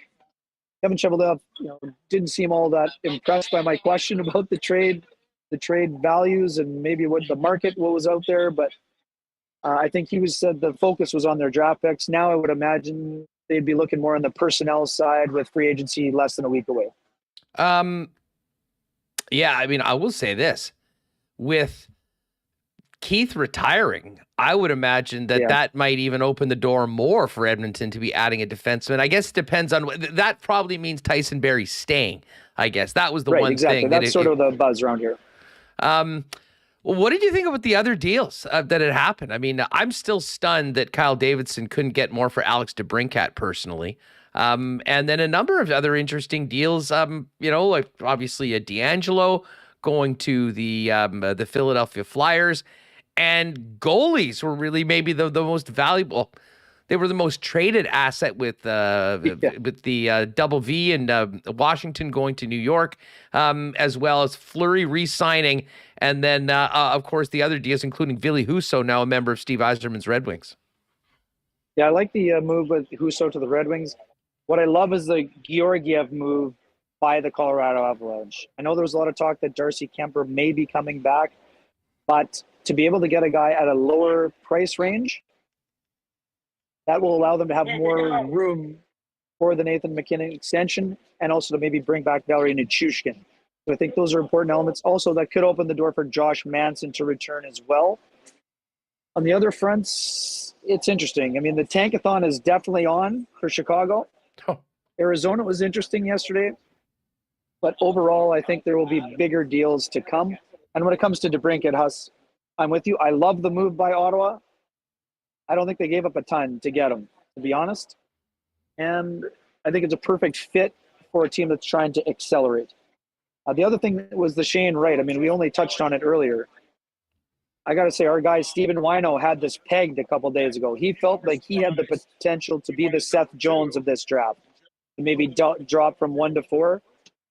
I thought Arizona would take him at 3, but Sean Reynolds had great information saying that Logan Cooley was their guy all along. Lots of debate over the potential death stare from Shane Wright towards the table. But Shane also doing a nice job of thanking the fans on the in-house camera here of the Canadians that did support him. And Huss, when Sean and I walked out of the building yesterday, there were a lot of Right Choice Habitant T-shirts out in front. Those are going to be collector's items quickly. Yeah, there was quite a few like full-fledged 51 jerseys done up, named, numbered as well. I'm not sure what happens to those. By the way, folks, great to see so many people with us here in the chat. Make sure you hit that red subscribe button and join us daily here on Winnipeg Sports Talk, Monday to Friday, 1 p.m. Central. And while you're at it, let's get the thumbs up to 200, would you? Hit that thumbs up and help us spread the channel. So, Ken, I mean, I know you guys are going to be kicking all this around once we're finished, and we'll kick it over to you guys with Sean for a full draft recap. How much has changed for the Jets over the course of this bit? I mean, you've got some exciting young players that don't really project into the lineup, I'd imagine, for this season. Are we going to be having the same sort of conversations we've been having for the last few weeks over the course of these next couple? I don't see it, Huss. I think the next time that we talk, maybe Thursday or Friday, there will be some tweaks. And I don't think they're just going to be minor. I think there's a foundational piece on the move, and there will also be a defenseman or two moved. The one thing we know about Rick Bowness, he's had great success with those young defensemen. So I think the Jets will make room for Dylan Sandberg and Ville Heinola. That means somebody has to go. I don't know who it's going to be, whether it's Brendan Dillon or Dylan DeMello or Nate Schmidt. There's a lot of teams, too, Huss, that need to get to the floor. So that opens up some possibilities on the back-end trades and also with Blake Wheeler. Even though Wheeler still has a good chunk of the control with the 5-team list, he will submit. That's what we're going to spend the next few days working on. Which teams can afford Wheeler and at what price? Will there have to be some retention? It sounds like there would only be minimal retention on Wheeler based on some of the buzz around the building here. But I don't think the Jets are going to run it back, Huss, if that's, I think, is what you're asking. The one other thing to watch, too, Eric Comrie. We know the Jets have made an offer, but it hasn't been signed yet. And I'm expecting Eric Comrie to at least have to listen in free agency. That's sort of the sense that I get from around Montreal, too. I think there's still a good chance that he comes back, but there will be some competition for his services. And the other big thing, we know that Connor Hellebuck is fired up to come back next year, and he is obviously going to be a key. And you and I have talked about Mark Scheifele. We know how Rick Bowness feels after the conversations with Mark Scheifele. I think that we're going to see the old Mark Scheifele back, the guy who loves hockey, the guy who wants to be the driver on this team. Well, that would be good. Because if he's going to be back on the squad, that's pretty much exactly what people would like to see. Overall, Ken, outside of the Winnipeg Jets, what caught you? Or what's the big story in your mind as far as the league goes, leaving Montreal tomorrow? Well, I think there's still a lot of moves to come. I think the thing that we've seen here, where there's a lot of GMs speaking with one another, being in the same building, I think the groundwork was laid for a lot of important deals that are going to be happening, whether that's free agency. I mean, Andrew Kopp's a guy we talked a lot about. I expect the Nashville Predators to be very aggressive in their pursuit of Andrew Kopp. I think the New York Rangers could possibly circle back on Kopp. Sounds like maybe Ryan Strome is going to be moving on. And Huss, maybe that would be a guy that could catch the Jets' attention. Well, I know he was a guy they liked a lot when they got Mark Scheifele in that 2011 draft because he was chosen before him by the New York Islanders. But big things to come is what I would say. And the big thing for the Jets, two of the teams that are basically tanking in the NHL, they reside in the Central Division. So you're basically looking at a 6-horse race for 4 or 5 spots. So can the Jets finish ahead of the Nashville Predators, the Minnesota Wild, the Dallas Stars? We'll see. But I think that the Central Division has 2 teams that are clearly in a rebuild. So how does that bode for the Jets' chances? I mean, it seems like 2 teams are basically eliminated from playoff contention before the puck drops on the season. Weaver, this has been awesome. Thanks so much for joining us. Tee up what you and the Ren Dog are going to have coming up once we're finished up after dropping the marbles. Yeah, so show number 3 of our 5-game block is going to actually include a conversation with Mark Hillier. He's going to join us, I think, pretty early at the top of the hour, and we'll go through a little bit more of the scouting report. I know you and I have talked about it now, but we'll get the expert's opinion from the guy who's watched the majority of them. And then we're going to bounce a few ideas around. We had a fun draft show with Eric Engels and Sam Cosentino. We're just going to chat it up and continue the conversation here. It's been great to be with you as always. And thanks for your patience. I got new iPod Pros, and I've been hearing my own voice this whole time, and it's been a little bit of an annoyance. I'm going to have to go to the chief technical officer to get that sorted out next time. You're incredible. Hey, quickly, just last one on the way out. What were you hearing about, what did your colleagues or the people in the know have to say about the Jets' performance at the draft? And was there one team that everyone said, man, these guys nailed it? Yeah, for me, I think people are pretty happy with what the Jets are able to. Again, some people are going to say that Lambert is a boomer bust kind of guy, but you can't forget the fact that this guy was projected to be a potential top 3 pick 2 years ago when he burst onto the scene at the World Juniors. So, and Mark Hillier even admitted himself, if that World Junior is not closed to after 2 games, maybe Lambert's not there at 30. And maybe that's the tournament that gets a season going rather than going back and struggling a little bit. McGroarty's a guy that's got some good buzz from other teams. Other teams thought very highly of him as well. And as for the second day, haven't really talked to anybody yet, but I would say the Jets did fairly well. I mean, everyone's going to say they had a great day, and you got guys that maybe were high on your list. But the one thing, everyone thought there'd be so much variation on lists. I don't think that was really the case. Maybe in the numerical side of things, but I think it was a little bit more true to form than people expected. But the one thing, we did see a lot of OHL guys drop because of that lost season. Yeah, and that also had a lot of potential. Yeah, no doubt about that. And obviously, as we talked about earlier, a great day for Manitoba with the 3 first-rounders and Adam Ingram going today and Mikey Milne from the ice and Reed Dick and Winkler and more. Weber, we'll look forward to you getting it going after we're finished this afternoon. Travel safely, and we'll see you when you get back to the Peg. Thanks, man. And how about that 29 on the front for Aaron Cockrell? Unbelievable. Dude, I'm so I can't fired wait to up. get golfing with you, Huss. And I had a great day yesterday with Francois Gagnon from RDS. He took me to his club in Laval, unbelievable course. Had a blast. Didn't shoot the best, but had a great day out there. Oh, I thought you said he took you to the club in Laval. And I'm like, man, they got some pretty good ones right there in Montreal, Ken. I don't know whether you needed to go that far. Hey, you have a good one. Don't have too much fun there. Have one of those hot dogs for me. Take care, my man. Shien Show has been devoured. Yes, Ken Wiebe doing his best Joey Chestnut impersonation for the entirety of the NHL draft. Ken, we'll see you when you get back here. Thanks, bud. Talk to you soon, Huss. Thanks for having me. All right, good stuff. And actually, it is going to be busy right afterwards. So if you want to continue talking hockey, Kenny and Rennie will fire it up after Winnipeg Sports Talk. And at the same time, DB and Chris Walby are going to be getting ready for the game in the Canadian Football League this week. And that, of course, is the tilt between the Bombers and Lions. We're going to talk about that for a few minutes coming up with Marshall Ferguson in just a few minutes. Hey, our friends at Not AutoCorp are ready for summer, ready for the weekend. If you are thinking about getting into a new whip, before you do anything, head on down to Not AutoCorp and talk to the experts about what you're looking for. Because the bottom line is, why not get into the car of your dreams at a great price with the Not team? They've got amazing vehicles on the lot, including a number of Teslas. If you're thinking about going electric, talk about the Tesla Experience program they've got going on.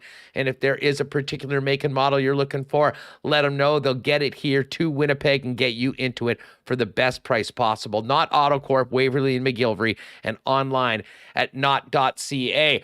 Well, I'm not sure if there's anyone watching on YouTube from the Folk Fest right now, but if you are heading out to the Folk Fest on the weekend, make sure you pick up the official beer of the Folk Fest, the brand new Folk Fest lager from our friends at Little Brown Jug. And you don't need to head out to Birds Hill to pick it up either. You can grab it in local beer stores, or your best place to do is popping down to the tap room on William Avenue and trying it for yourself. Of course, we were there a few weeks back for a Friday show, had so much fun doing that, and we got a chance to try quite a few of those delicious Little Brown Jug beers. Pop on down and see them on William Avenue. You can always check them out online and order online with citywide delivery as well at littlebrownjug.ca. It is a great weekend for a blizzard, and of course, it's the summer. We mean DQ Blizzard from our friends at Nick and Nicky DQ. 4 locations in Winnipeg and southern Manitoba, the DQ in Niverville, DQ Northgate, DQ Polo Park, and DQ St. Anne's. An incredible array of amazing and new blizzard flavors, and some of the best burgers in the fast food game as well, with the brand new Stack Burgers. Cannot speak enough to how good they are. Had a couple last weekend as well in my travels out to Dauphin. Nick and Nicky DQ on Instagram as well at DQ Manitoba. Hit them up online if you want to get a custom-made cake. They'll have it ready for you quick and easy at your favorite and most convenient Nick and Nicky DQ. And hey, no Assiniboia Downs tonight, but they are back on Monday at the track, and we are going to be there. I've already found out race number 3 on Tuesday is the Winnipeg Sports Talk race. Cannot wait to welcome in our winners from the Pick 6 contest a couple weeks ago and get in on that world-class prime rib buffet. Make a plan to get out to Assiniboia Downs next week, Monday, Tuesday, or Wednesday, post time at 7:30 p.m. And you can always bet online at the track here in Winnipeg and around the world with an account at hpibet.com. All right, we do have marbles still to come, so don't go anywhere. And don't forget, folks, you have to be subscribed to win. So make sure, if you haven't already, hit that red subscribe button. But right now, let's head out east, welcome in our good friend Marshall Ferguson, and get ready for Bombers Lions Saturday night. Only did that once on the radio, never again. Happens to the best of us, man. It happens once, and then you just don't do it again. Oh wait, hold on. I might have screwed that up. 1 sec. Us? Yeah. I might have screwed that up. Give me 1 second to get this. So am I back on? Or? Yeah, you're on right now. Yeah, Oh, you can okay. You can see it. People are listening. Yeah. Hold on. Okay.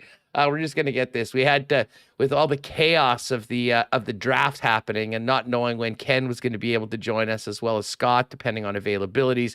We got a chance to catch up with Marsh a little bit earlier, just like right around noon. We first obviously talked about that absolute thrashing of the Elks last night by the Calgary Stampeders. And I don't know what it is with poor Sarah Orlesky, but Sarah is if you're a storm chaser, you should probably just, pay Sarah to ride in your car, because the bad weather seems to be attracted to Sarah. Of course, she was here last week on the Friday game when we had the delay, and they had quite the delay last night. And that probably felt like years for members of the Edmonton Elks who were in the process of getting their asses handed to them by the Calgary Stampeders, who absolutely blew them out of the park last night. Of course, tonight we've got the Ottawa Red Blacks and the Saskatchewan Roughriders. And I guess while we get this ready, I may as well go hit the Coolbet Lines right now. And Ottawa, 3.5-point underdogs against Saskatchewan. And that's amazing. When we did the lock shop earlier this week, we got on Ottawa at +7. So it's had a pretty big significant movement in favor of the Red Blacks. Saskatchewan's still favored, though, -3.5 for the game. And I said that it might happen, and it finally did. The Bombers are actually 3.5-point underdogs right now. You recall this game opened up at -1.5. It's now 3.5. So I think you know where I'm going on this one. I mean, yeah, I know Kyrie Wilson's back on the 6th game, which is unfortunate. It's a short week and a tough spot, but the Bombers have shown that they find ways to win football games, and the Bombers right now +140 on the money line.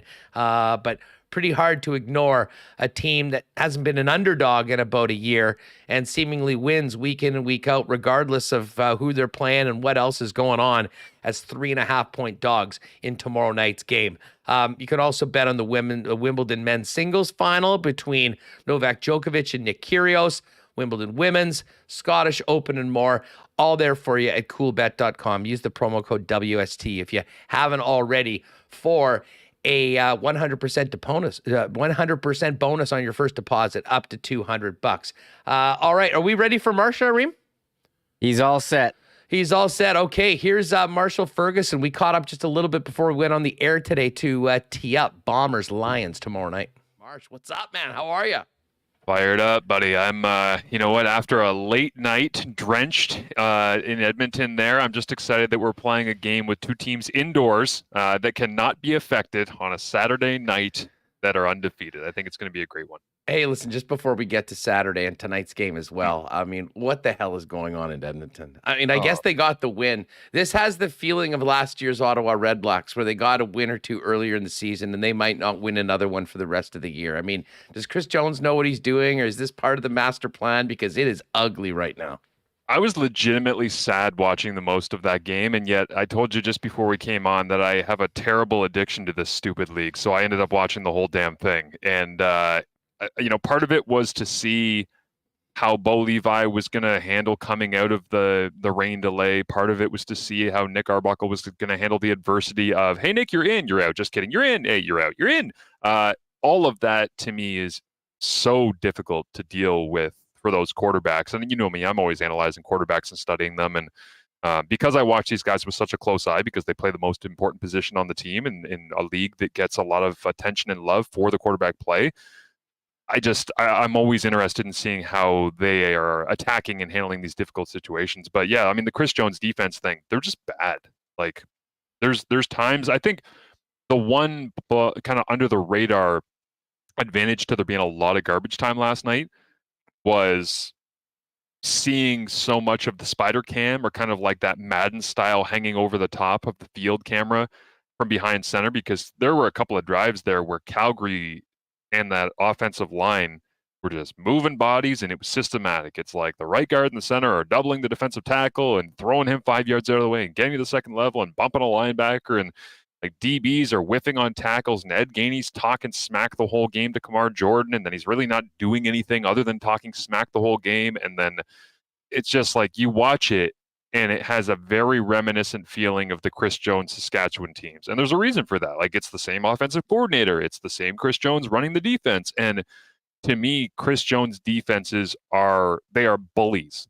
They want to punch you in the face over and over and over and over again and call you all sorts of names and beat you up. But the problem is, when you run into teams like BC, run into teams that are not Hamilton's offense, as we saw in the second half of that game, like Calgary, when they have their stuff together like they did last night, all of a sudden you can punch as much as you want, and Calgary and BC are just going like whiff, whiff, whiff, right? Rope it open, just sitting there. And then Edmonton is just like this angry kid who's just swinging and swinging and swinging.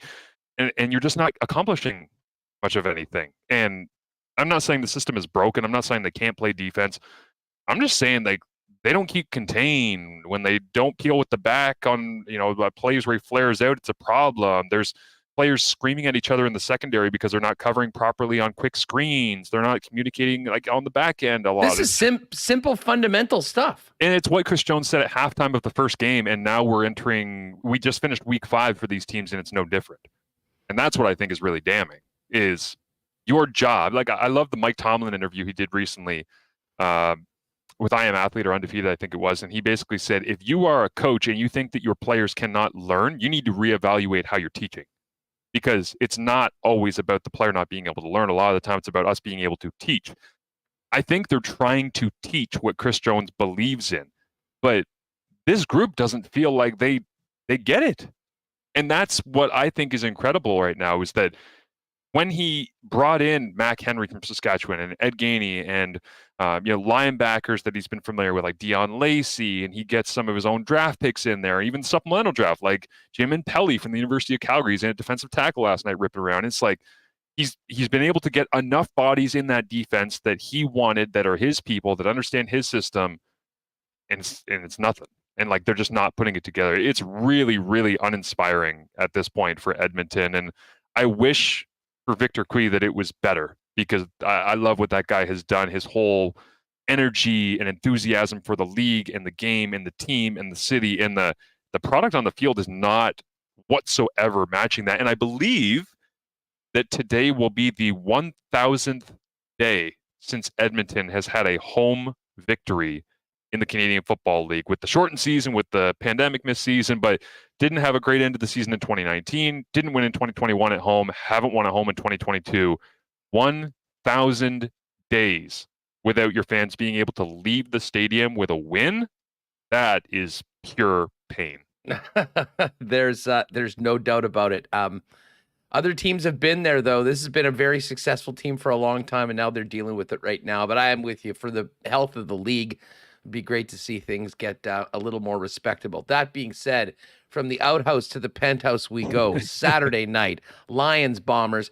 Hey, listen, before we talk about the matchup, as a former Canadian quarterback, as someone that is so invested in the 3-down game, how exciting has it been for you personally to see what Nathan Rourke's been able to do so far this season? Yeah, I have a couple of kind of personal connections to this. One of them is obviously being an ex-Canadian quarterback. One of them is interviewing Nathan before he went into the CFL draft. I did an hour-long podcast, sat down with him, got to know him a lot. Bright-eyed, bushy-tailed. I just hope I get an opportunity. He gets drafted 15th overall. He ends up spending the whole 2020 season in the building in BC, learning the playbook, coming to terms with what Jordan McSimic, the offensive coordinator, wants of him.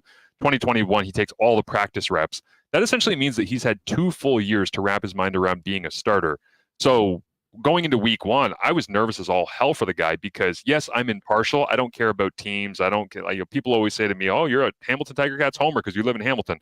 No, I live here because I have a son that lives in Hamilton and I want to hang out with him. Like that's the reason why. It's not because I want to be close to the Ticats and go to practice. I don't cheer for teams. I cheer for people, and I cheer for stories. And there's no better story and no better person right now to talk about than Nathan Rourke. So I get nervous like a proud papa, even though we're almost the same age, when I see him take the field, because I know that every time that he throws an interception, it's going to be, well, he's the Canadian kid, he can't play. Oh, finally, the glass has been broken and you can't put the toothpaste back in the tube, and now he's not going to be the same. And every time that he throws a touchdown, it's people going, wow, maybe he can actually, maybe Canadian quarterbacks can actually do this. Maybe this is the future of the CFL, where we've got great development programs and we're starting to see grassroots produce better players at the most important position on the field. And so the highs and the lows of watching Nathan Rourke play have me feeling like I am much more than just a casual observer or a CFL analyst.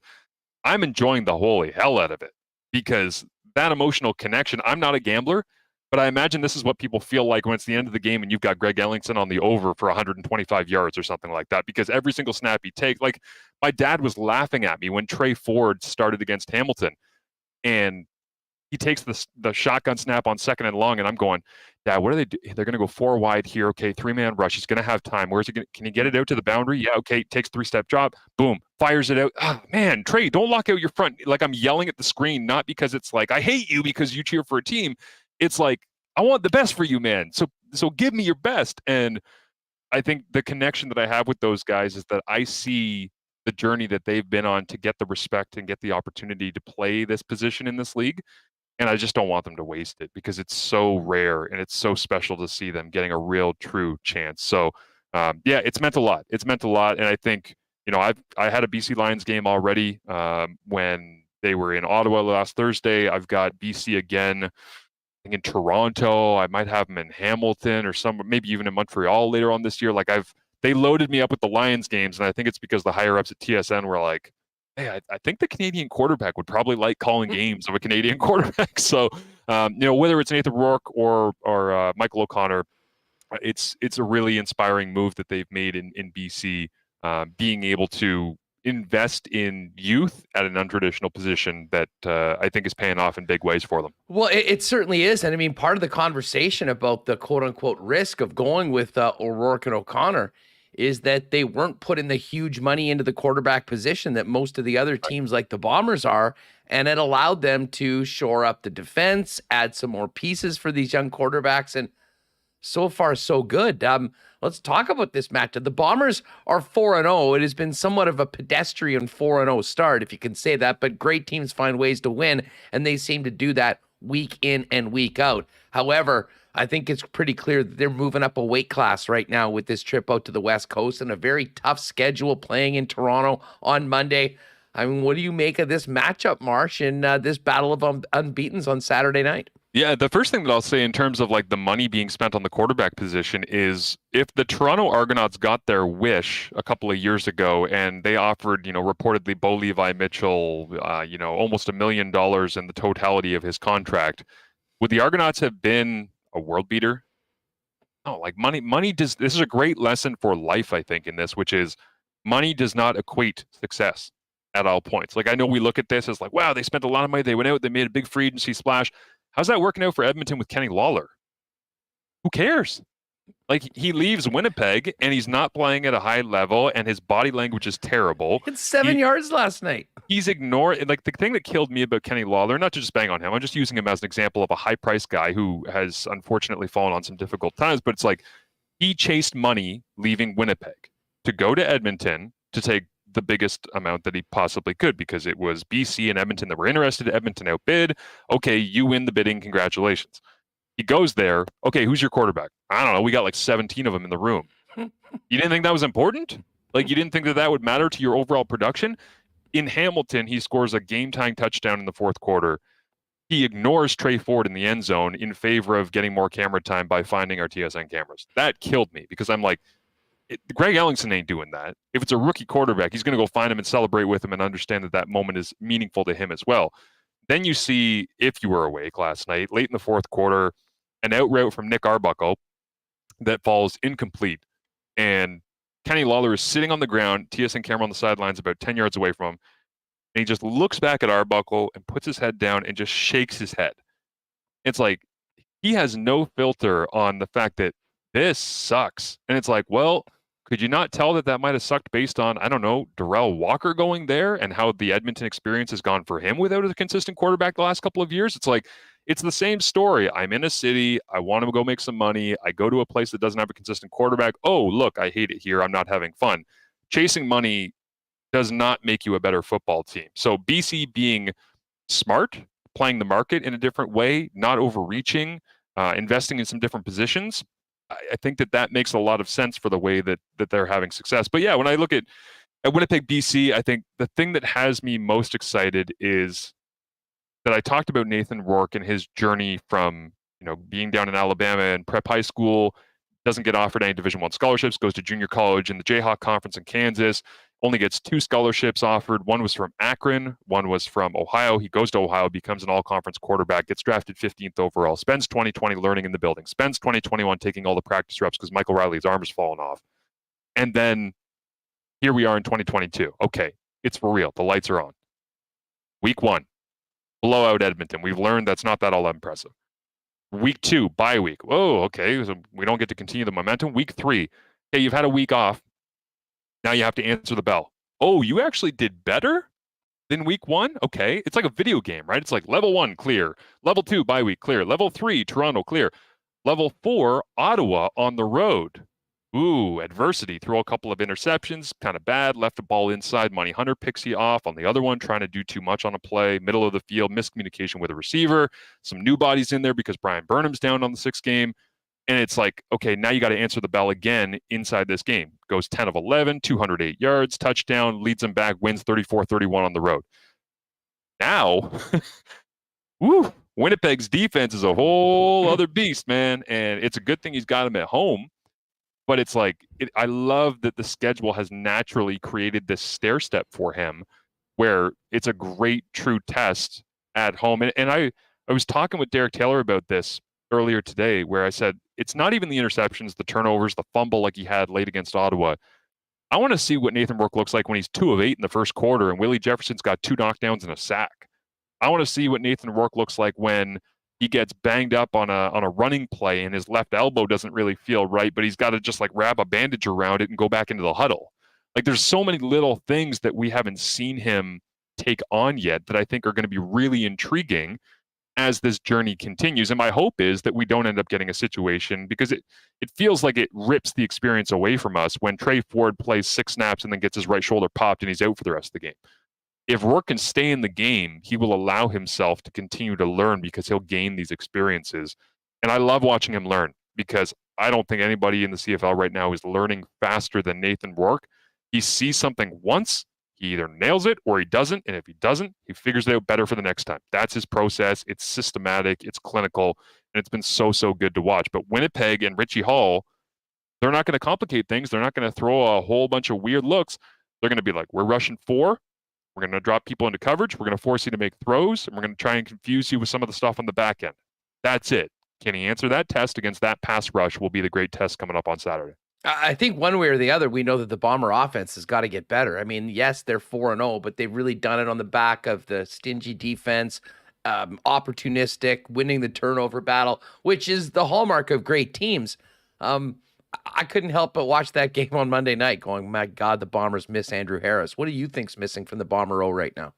Yeah, I think when teams start to really hone in on Greg Ellingson and realize how good he is with Collaros, that's when you're starting to see a little bit of adversity. They'll roll coverage towards Ellingson, I think, as the season goes on, because you've come to realize pretty quickly here through the first 3 games, if you don't, it's not going to be good for your team, because Ellingson and Collaros are just exceptional. Dalton Schoen, I think, is still kind of working into what his role will become in the big picture, but man, in spurts, he looks pretty special. Rasheed Bailey, I think, could step up and play a bigger, more important role in this offense.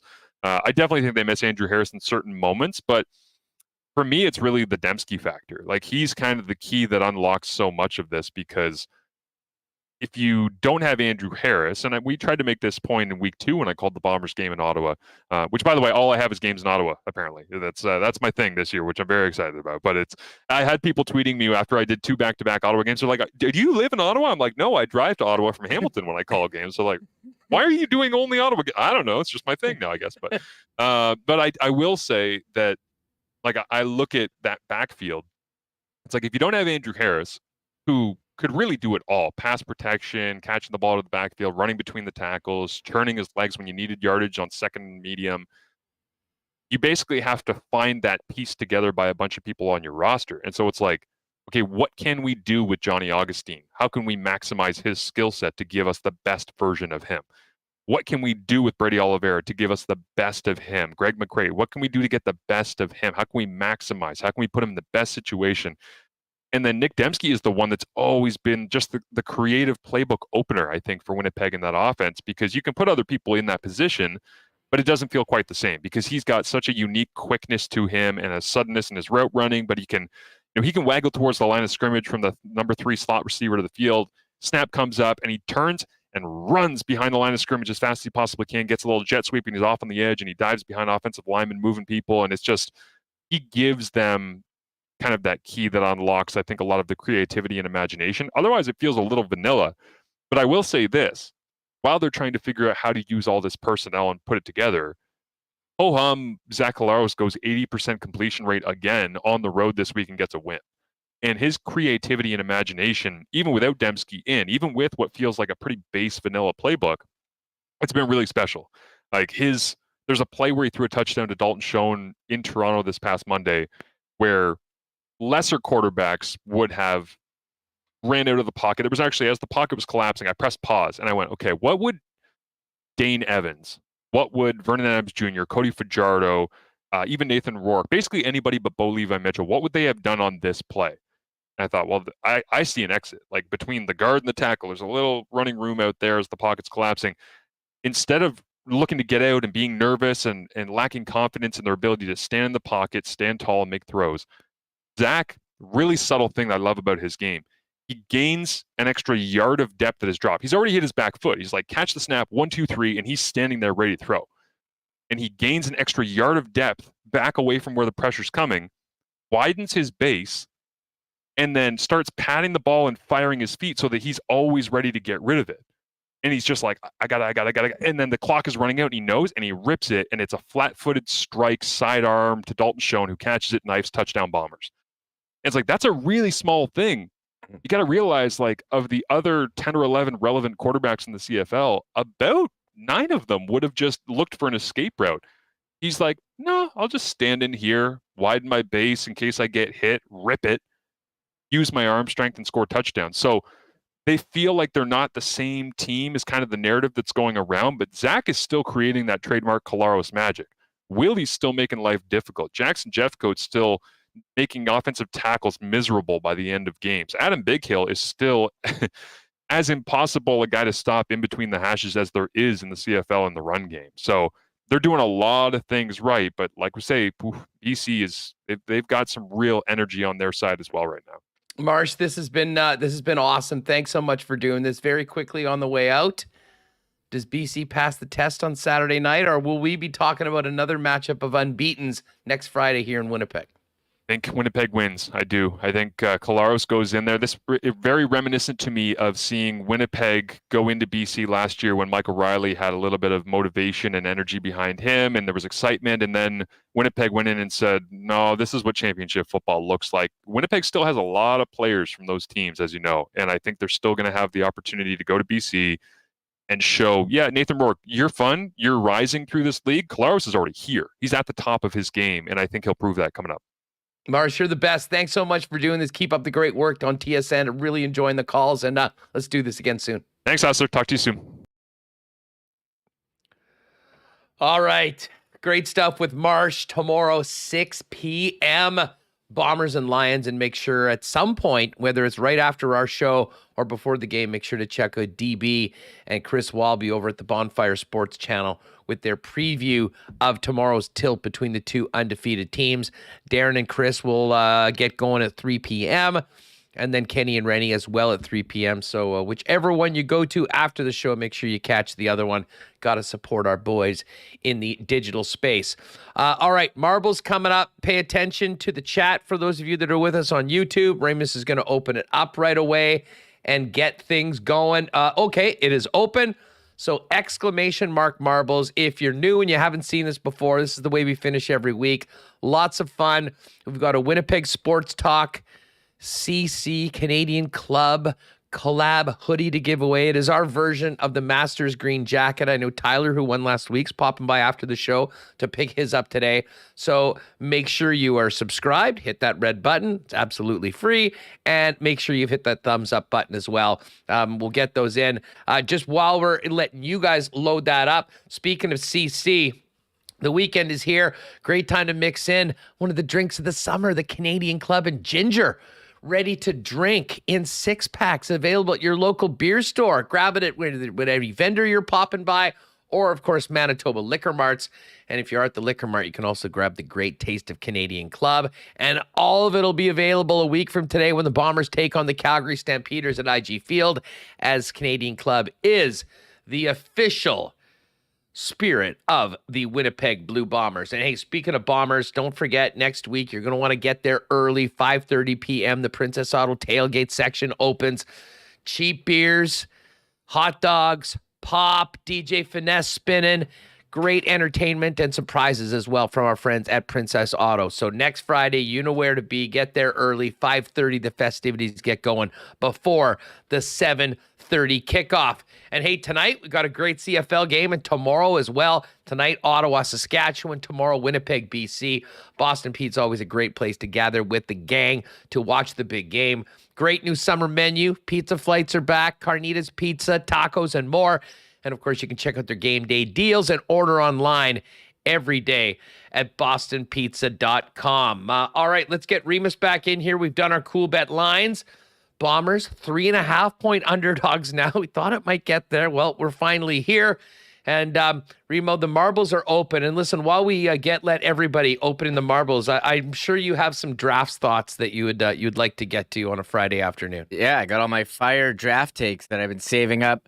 Gary Bettman, we didn't see him at the Stanley Cup final, making his return, getting booed, taking it like a true wrestling heel. So we'll give props to Gary Bettman for owning it, right? Bettman was so good. I think he's getting a marble this week. Whoa.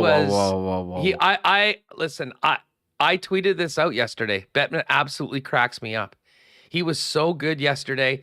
He was welcoming in the booze and saying it's great to have a sense of normalcy again.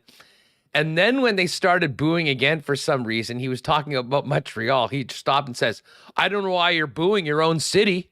And he shut him up very quickly. It was an absolute masterclass. I know a lot of people don't like Gary Bettman. I have a soft spot for him because without him, there's no way the Winnipeg Jets are coming back to Winnipeg. But he was. That was a clinic yesterday by the commissioner of the National Hockey League. We do need to give a shout out. If you listened to the show yesterday, Adam Kilman, our guest from NHL.com, you asked him at the end of the conversation for a sleeper pick, and he mentioned Maverick Lamoureux, the 6'7" defenseman who was kind of ranked like, what was he ranked? Like 30 to 50 range by a lot of, consensus rankings. Well, he went right before Brad Lambert at 30. He went the Arizona Coyotes trading up to get him at 29. We took the under. I said it on the show yesterday. Teams can't resist size, and we will see how this works out for them. But it felt very familiar. A team that already has a really high pick. They get their guy Cooley at 3, willing to take a shot on a 6'7" defenseman later in the first round, trading up to get him. I feel like I've seen that movie before. We will see how the sequel plays out. But also, we have to mention his parents very happy caught tongue kissing on camera. More than church tongue. It was more than church tongue. Everyone was fired up about that. And the People's Insider, I think it was Weeks, was on there as well. He was like, he did a tweet, French Open, and put a tennis ball up there. Went on that. Hey, you know what? They kiss a little differently in Quebec. What can we say? That every couple should hope to have that sort of love in private, in public. They just can't help themselves. That's what love's all about.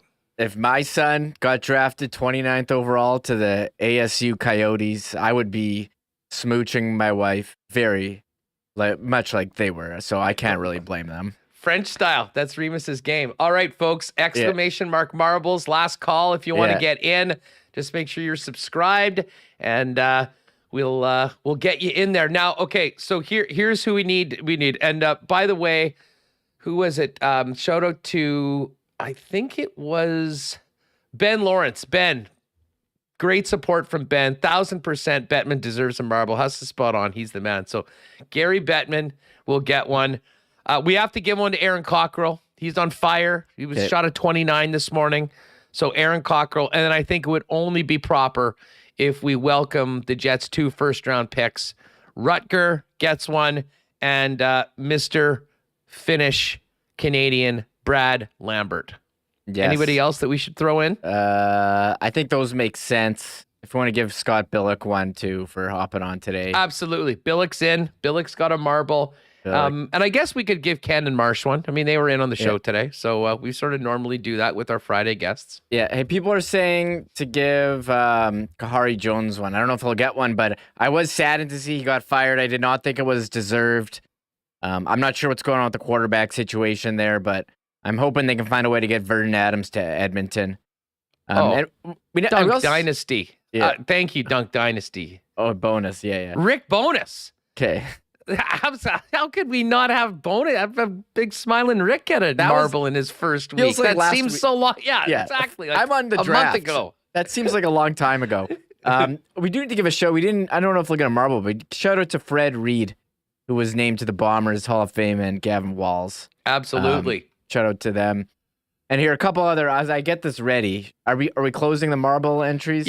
Yeah, that's it. Everyone's had their opportunity. Exclamation mark marbles. You're all in. Let's load them up and get ready for a draft extravaganza before everyone goes and watches Bonfire or KNR. Okay, the other hot take. So I'm watching the draft in Arizona. They're making a lot of picks. So they come up. I'm like, are all these guys wearing the same suit? What's going on here? They're not. They look like a bunch of groomsmen. Not a wedding. I know. I guess it's kind of like the draft. I support this. I like this. I like uniforms. No. Because honestly, it takes away the need. Like, I guess if you're a big fashion plate and you want to outdo everybody fashion-wise, if you want to stand out, that's your thing. But this is a team. They're part of a team. So, you know what? Look like a team.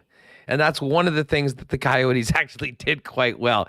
A great analogy, though, look like groomsmen. That is exactly what they looked like. And by the way, 90% of the suits were royal blue yesterday. Is that the look of the summer? The summer color that everybody wants? I got a new suit from F, and one of mine was a blue, actually. So I think that might be the in color. They did have the Coyotes Kachina head logo on the inside of the jacket as well. So we'll see. I wasn't crazy about it. I like to be an individual person when it comes to dressing. But if the Coyotes wanted to buy me that suit and I worked for them, then yeah, I would obviously wear it. But I thought it was. I wasn't sure. I wasn't sure about it. I wasn't sure. It was interesting. I mean, my other fashion takes, I would feel a lot better and I would have a lot more time for the Live Tour if they let the players wear shorts. That's one thing. And I think the best thing about the bubble was that coaches weren't wearing suits and sometimes they were dressing down and having more team type logos. Like, I don't need them dressing up in the exact same equipment and uniform like the players, like baseball managers do. Mm-hmm. But I don't know. I for someone that obviously knows that there's a time and a place for suits, and I am going to F and getting suited up and fitted on Tuesday. I like them more for special occasions, not each and every time you have to wear them. It gets a little bit more monotonous. Makes more special when you're doing it out of choice as opposed to that you have to do it. Yeah, there was okay, so the player that Tampa drafted in the first round. Oh my God, Isaac! Was it Isaac Parker? I'm trying to bring up the picture. Isaac Howard. Okay. Isaac. Okay, so he said, "I think I'm the best looking guy here, so I decided to be the best dressed too." Okay, this is the Instagram post from NHL. I don't know if you saw this. Okay, here it is. Okay. This is the picture. He's looking pretty sharp. He's wearing the white suit. He's got the USA belt buckle. It's a bit tacky for me, but fine. If you want to rock that on the 4th of July week, I can respect it. Anyways, so Jaromir Jagr, the legend, comments on the Instagram post. Hockey has changed. This kid is lucky it's not 1990. Big guys would change his face.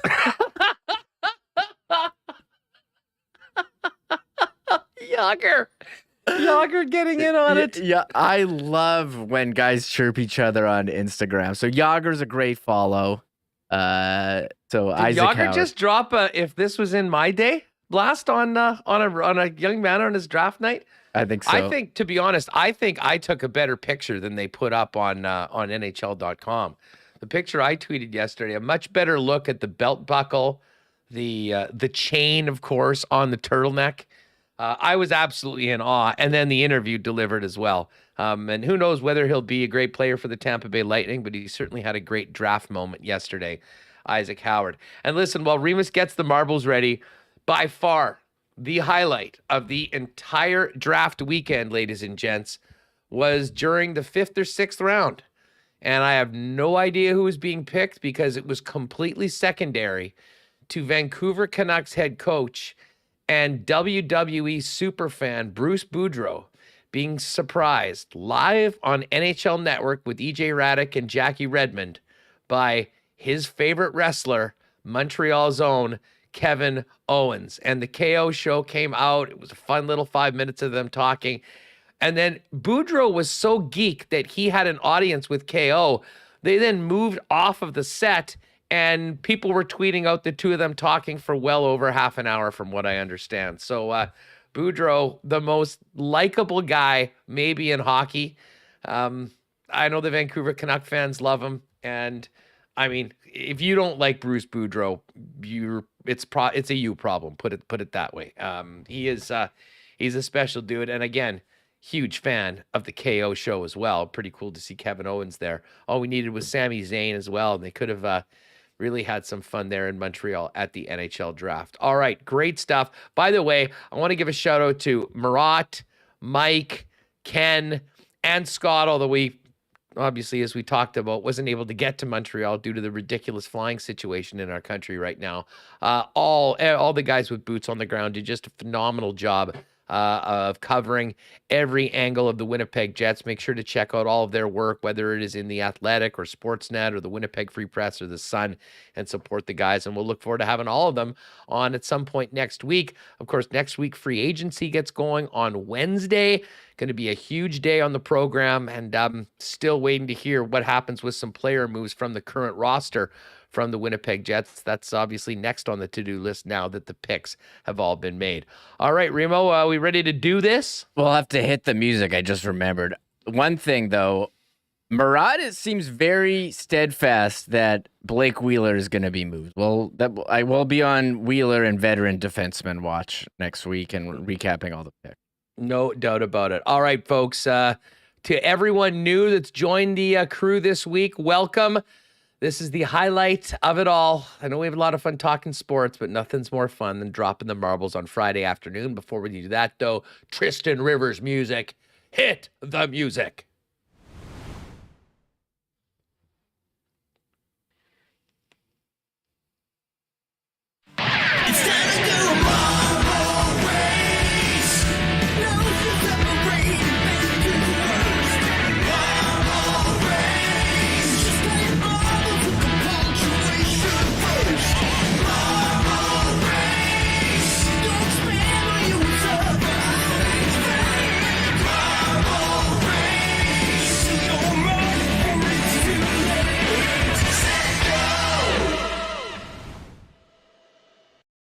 All right, the incomparable Tristan Rivers music, a former champion here, a owner of a Masters jacket, if you will, the blue Winnipeg Sports Talk Canadian Club hoodie. And again, a huge thanks to our friends at Canadian Club for their support of the show and helping us with the great prizes we've had over the course of the last year. This is going to be it. Wow, we're in space today, Reem. What course is this? Castle Siege. Castle Siege, great. And did you get the Rutger and Lambert, Bettman, and Cockrell are all in? Yeah. So we got 160 total. I think there were like 151 entries, and we, put our own guys in. So they're all in there. Beautiful. All right, everybody. Good luck. First place, we've got the hoodie for you. Presumably, we're getting down on a couple sizes, but I think we should be good. And the last marble across the finish line successfully, not being thrown over the top rope and not finishing, we'll hook you up with an ice cream cake from our friends at the Nick and Nikki DQ group. All right. Been a great week. Thanks to everyone that's been by. We are smashing records almost on a daily basis right now. We really appreciate the support. Tell a friend about Winnipeg Sports Talk. Let them know where they can check out the program. And without further ado, it's Friday afternoon and it's marbles time on WST. Let's go, Remo. All right. They're off. It's a bit of a dark one. It's nighttime at the Castle Siege. That was nice. I saw Rowicki had a nice little start there. Oh, Ross Ransby's up early on. Ross is one of my friends that have head-to-head bets with Shorn each and every week. It's not what the Bozeman wants to see right out the gate with Roscoe right near the top of the list. We've got some fireballs being on. What course is this again? Castle Siege. And last week we had the big teleport finish. I don't know if we're going to have that, but there's a lot of marbles in there. I saw Ken Wiebe is in their 4th, 5th. We'll have to wait and see. Oh, what happens here. Weber right in the mix right now. We've never had a marble that we put in, like added in, actually win. I don't think so. That would be incredible if that did happen. But right now, Chris Fadoon and K9 and Clouds on the Horizon, all right there. Ken Wiebe as well. Phyllis and Cynthia Betancourt. A couple of the queens of the WST chat looking pretty darn good right now. And the Castle Siege, this is a brand new one that we have not seen before. We see some fireballs that are coming in, although I don't think they actually blow people up. Have not seen that yet. I wouldn't want to get hit by those. They might slow you down. I think so too, but I don't know. They've been right all over K each and every time, and he haven't seemed to lose. Clouds on the Horizon is in first place right now. K9 and Phyllis, Ross Ransby, Rennie Dandino, Eric Shorlifson's there in the top 10. Bartholomew, and BA Split's in the top 10 as well. This seems like this has been like the longest straightaway in the history of the thing. Is this it? That's it. What a wacky course. It was just a straightaway. Yeah, no doubt. Clouds on the horizon. Well done. Let's see what happens here. This was the so K9 Bartholomew, Josh Conway in the mix, Eric, Chris Fadoon. I don't know what happened to Ross. T. Konopali's in. Some people are saying worst map. Some people were saying best. I mean, it was weird. I'm more on the worst. It was pretty... I mean, there wasn't a lot of drama. I mean, we got out of the first thing, and it was like this straightaway for like 2 miles. But that's part of the marble race. Sometimes when we do new courses, you don't know what we're going to get. Last week, we had Tyler Fabry coming out of nowhere to get the W. And today, clouds on the horizon basically had to hold off a number of people. Now, we'll see how many get through and actually get into the bin before they get burnt up. Usually there'll be fire coming out the other side. People are asking for a redo. Do we have any of those T-shirts left or no? Should we'll just have to wait till next week. Oh well. Where's clouds on the horizon? I mean, we could do another one if we wanted to. This one is banned though. Yeah, bad. This is definitely banned. It was terrible. Remo's Twitter. Well, a cash belly. Is he gonna make it? Jet Oil Tom? Oh no, a cash and Jet Oil Tom both got done. You know what? It was so quick. I would be in for another one, to be honest with you. Okay. Same names? Copy. Yeah, same names, complete redo. Clouds on the horizon. You send us an email, winnipegsportstalk@gmail.com. And we'll try and make it work out. And we'll see. I think we just basically, we owe it to the people to do another one. Hey, it's been such a great week. We can't end it on the most controversial and anticlimactic marble race in Winnipeg sports talk history. All right, so let's get to it. Remo, you finished my Twitter. So I'll just take the cake. It's fine. It's my cake. Nicely done. Exactly, Kabilis. 2 marble races. Wowzer. This is historic. I can't believe it. We're making history right now. Because as I said, that one wasn't very good. I think we may have to go back to, we could do random track or maybe because that one sucked, we should pick one that we actually know. I do like normally doing new ones that we haven't seen before. We got to pick one we know, like the dojo is good.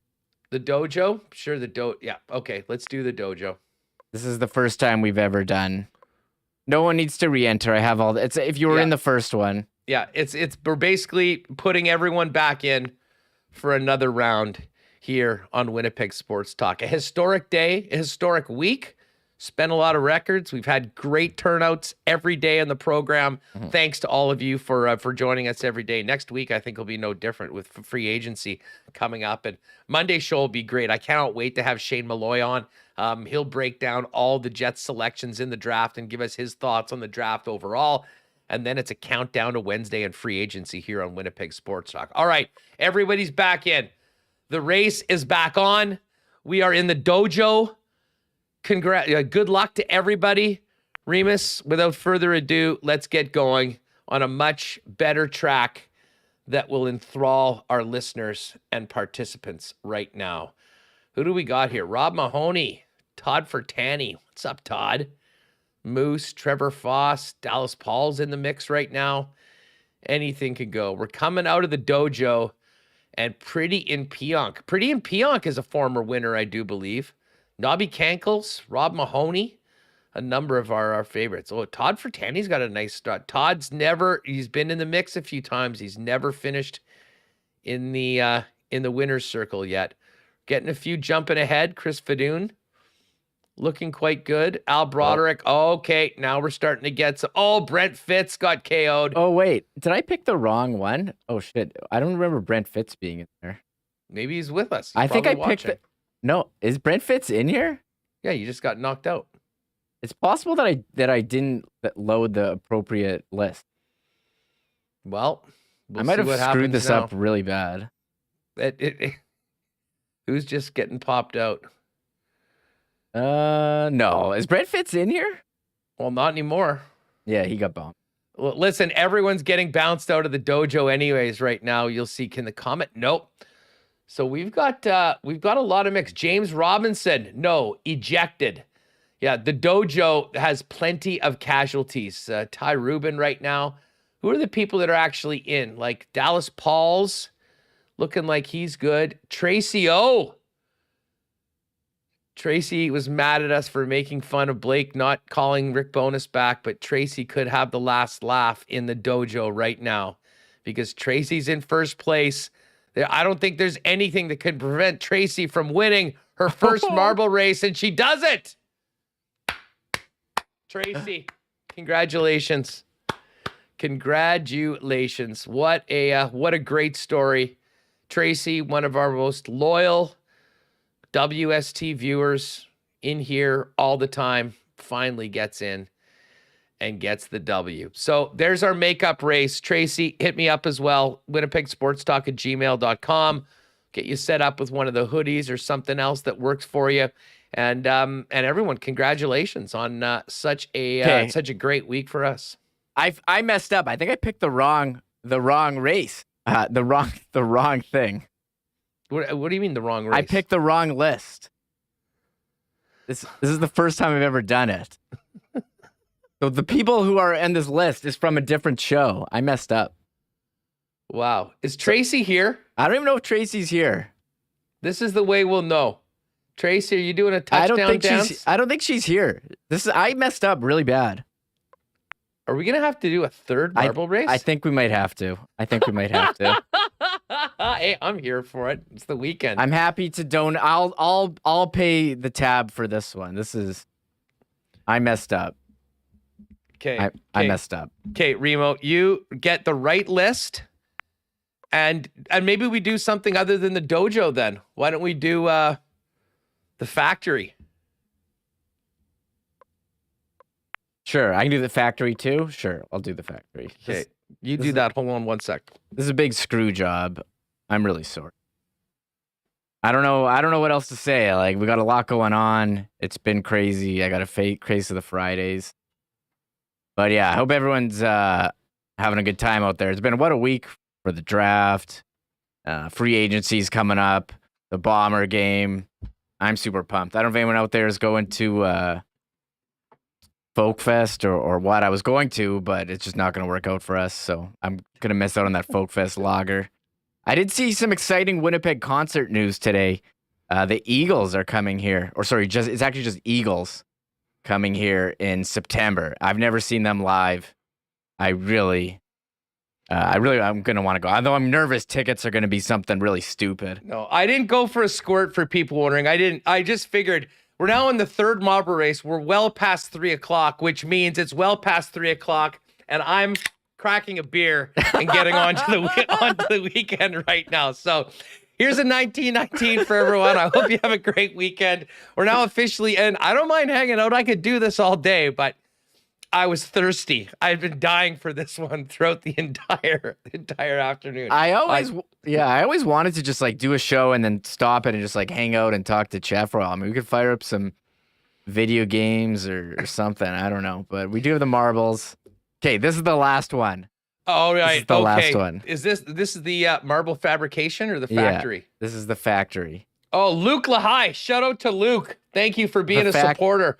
By the way, I'll just mention, if you are wondering how the people that are green that have the microphones that have the access to the emotes, they're supporters of the channel. It's $2 a month, helps us do a bunch of things of equipment and whatnot. So we really appreciate everyone's support. If you were wondering why some people have those and some don't, if you can, very simple to sign up and do that. Just a nice little gift for the fellas at $2 a month. I know we've had some great super chats. You can always do that. But it's a fun way, little something back for you, especially those that hang out with us on YouTube. All right. The weekend is here. We've got a 1919. Yeah, this is the real one. This is it. We've got the right names in. There's been a lot of hijinks so far, but here we go. One more time on a huge week of us. Atomic Kong, Jet Oil Tom. Thanks a lot for the thing. You want me to stone cold that beer? Well, I don't want to get it all over the computer. All right, we're off. Here we are into the factory. This is a great one. We've got all sorts of names in. We're seeing Tracy's in. iHeart Gaming is the first one out of the factory. And a nice little lead for iHeart Gaming, actually.